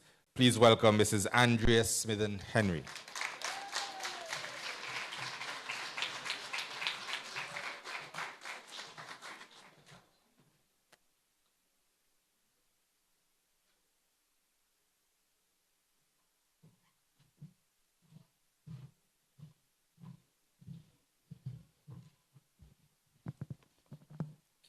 Good evening, everyone. Special good evening to our debaters tonight. I know firsthand, because I've been here, I've been where you are many, many years ago. It's not easy, but you made it thus far, and you deserve to be commended. So can we have another wonderful round of applause for our debaters this evening? Well, we have deliberated, and the overall consensus was the standard of the debate was quite high. So job well done. You clearly researched the topic, you understood the topic, and you made it an enjoyable experience for us in the audience. We could follow the points. And so you definitely deserve to be commended, to you and the entire team, because I know it takes a team as well as the debaters on stage. We must say that if the debaters were nervous, we could not tell. They were all very calm and composed, and it's not easy. So another special round of applause for that, please. It was evident that our debaters were very comfortable with the material, which is what we like to see. We want our debaters to be effortless in their presentations, and that was on display this evening. We saw some passion, particularly in the second speakers. Maybe the first speaker's a little nervous. They are opening, so there's extra pressure. They're also thinking about the rebuttal they have to do. But the second speakers in particular, the audience engagement and the passion, and that's definitely what we love to see. Some positive, constructive criticism, however. Statistics are great.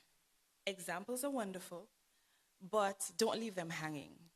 As your listening audience, your viewing audience, we want to know where you're taking us. So if you're using statistics or you're referencing a point, bring it back, relate it back, tie it back to the mood. Don't leave us hanging, but conclude your points. That's something to bear in mind going forward. Also, for both teams, while we've been very impressed with your logical development of your points and your arguments, it was obvious you were reading. And a great skill of a top-notch debater is you have to have the ability to flow effortlessly without relying on the script in front of you, okay? So back in our day, we would use flashcards and cue cards. I don't know if young people know what those things are anymore. But even if you have your script, we don't want to feel like you're reading the script. We want you to draw us in, have a conversational style, because eye contact is so important. And when you're stuck, even though you're glimpsing, you sort of lose us a little bit if it feels like you're reading. So let us endeavor to not have to rely on the script, have a more conversational style. That way you can smile, you can lower your voice, you can raise, because you're not stuck with what you have before you. So that's just something to consider. Another point we would like you to please bear in mind is for your rebuttal. Your use of time in the rebuttal is also quite key, okay? Utilize your time challenging your opponent's views, not reiterating or rehashing everything you stated in your prepared presentation. Yes, you want to re-emphasize your points from your prepared presentation, but your rebuttal is for what it says, rebutting. Utilize most of the time to challenge those points. That's how we know you were listening to them and you feel confident in saying, hang on a minute, we don't agree with this, and here's why. All right? And as just a final concluding point, always remember the purpose of your debate is persuasiveness.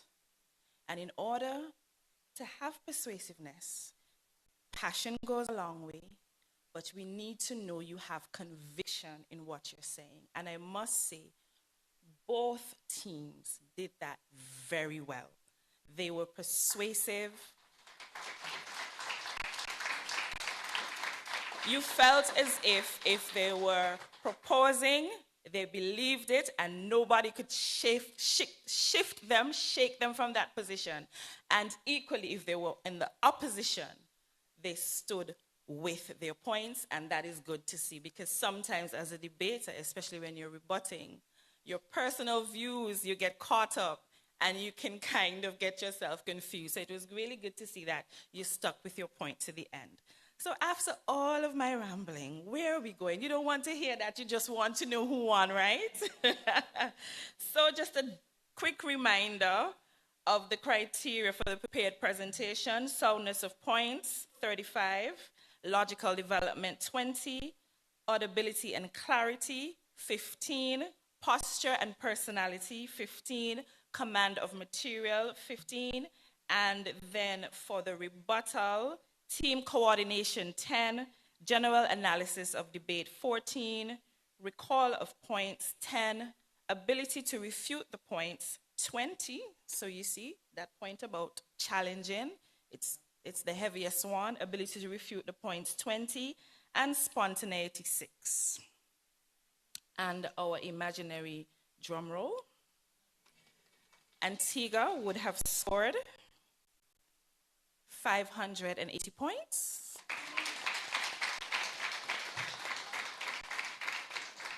And St. Kitts, 640 points.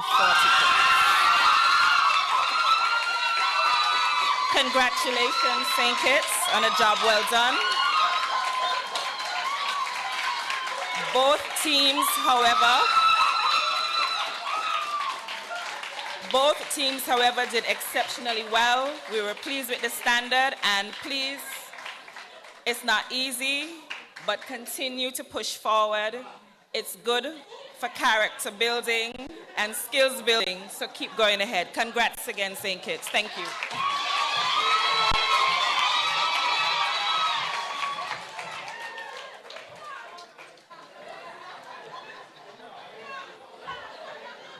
We'll give the, ladies and gentlemen,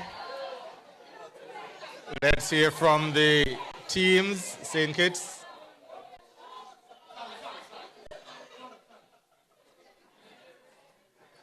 We'll give proposition and Antigua an opportunity to thank,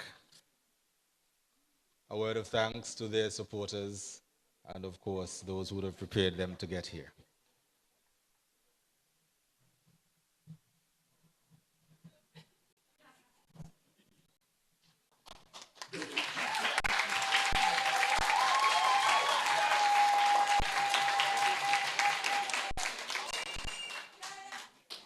Good evening, everyone.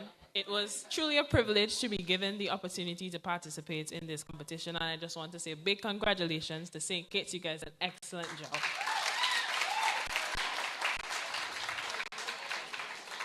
Of course, the first person we have to thank is God, so big thanks to God, because without him, we wouldn't be here. I want to shout out to each and every one of my team members. In addition to Khadija, we have Rohan, Emmanuel, and Terrell. Jewel Ajante Burke. We also have a past debater who would have debated in LIDC to represent Antigua many years ago, Robbie. We also have a lot of lecturers at our school who would have assisted us. And we just want to say a big heartfelt thank you. In addition, we would like to thank our parents so much for their support and their love, and our family in Antigua, and also the Antigua State College students. Thank you.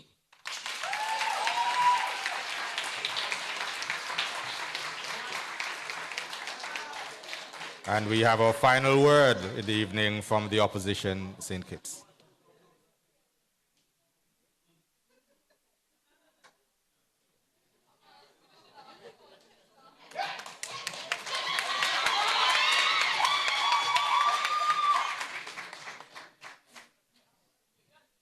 Hi, good night again. So we'd like to thank, of course, the organizers for having us. We want to thank Ms. Brooks, Mr. Whitaker, Mr. Diamond. I'm sorry, I'm not good with names.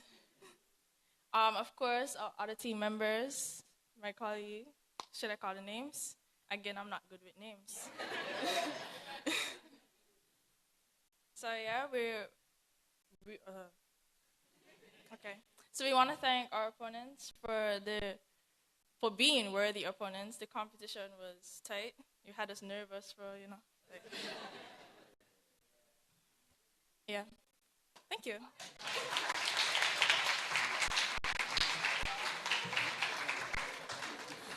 And the final word from myself this evening. Do join us for night 2 of the competition, where St. Kitts will take on St. Maarten, and the moot would be the Caribbean failure to take mental illness seriously has caused irreparable damage to families and communities. For those of you listening and viewing at home, we bid you a warm and pleasant good night, and we'll see you back here tomorrow night for the finals. Good night.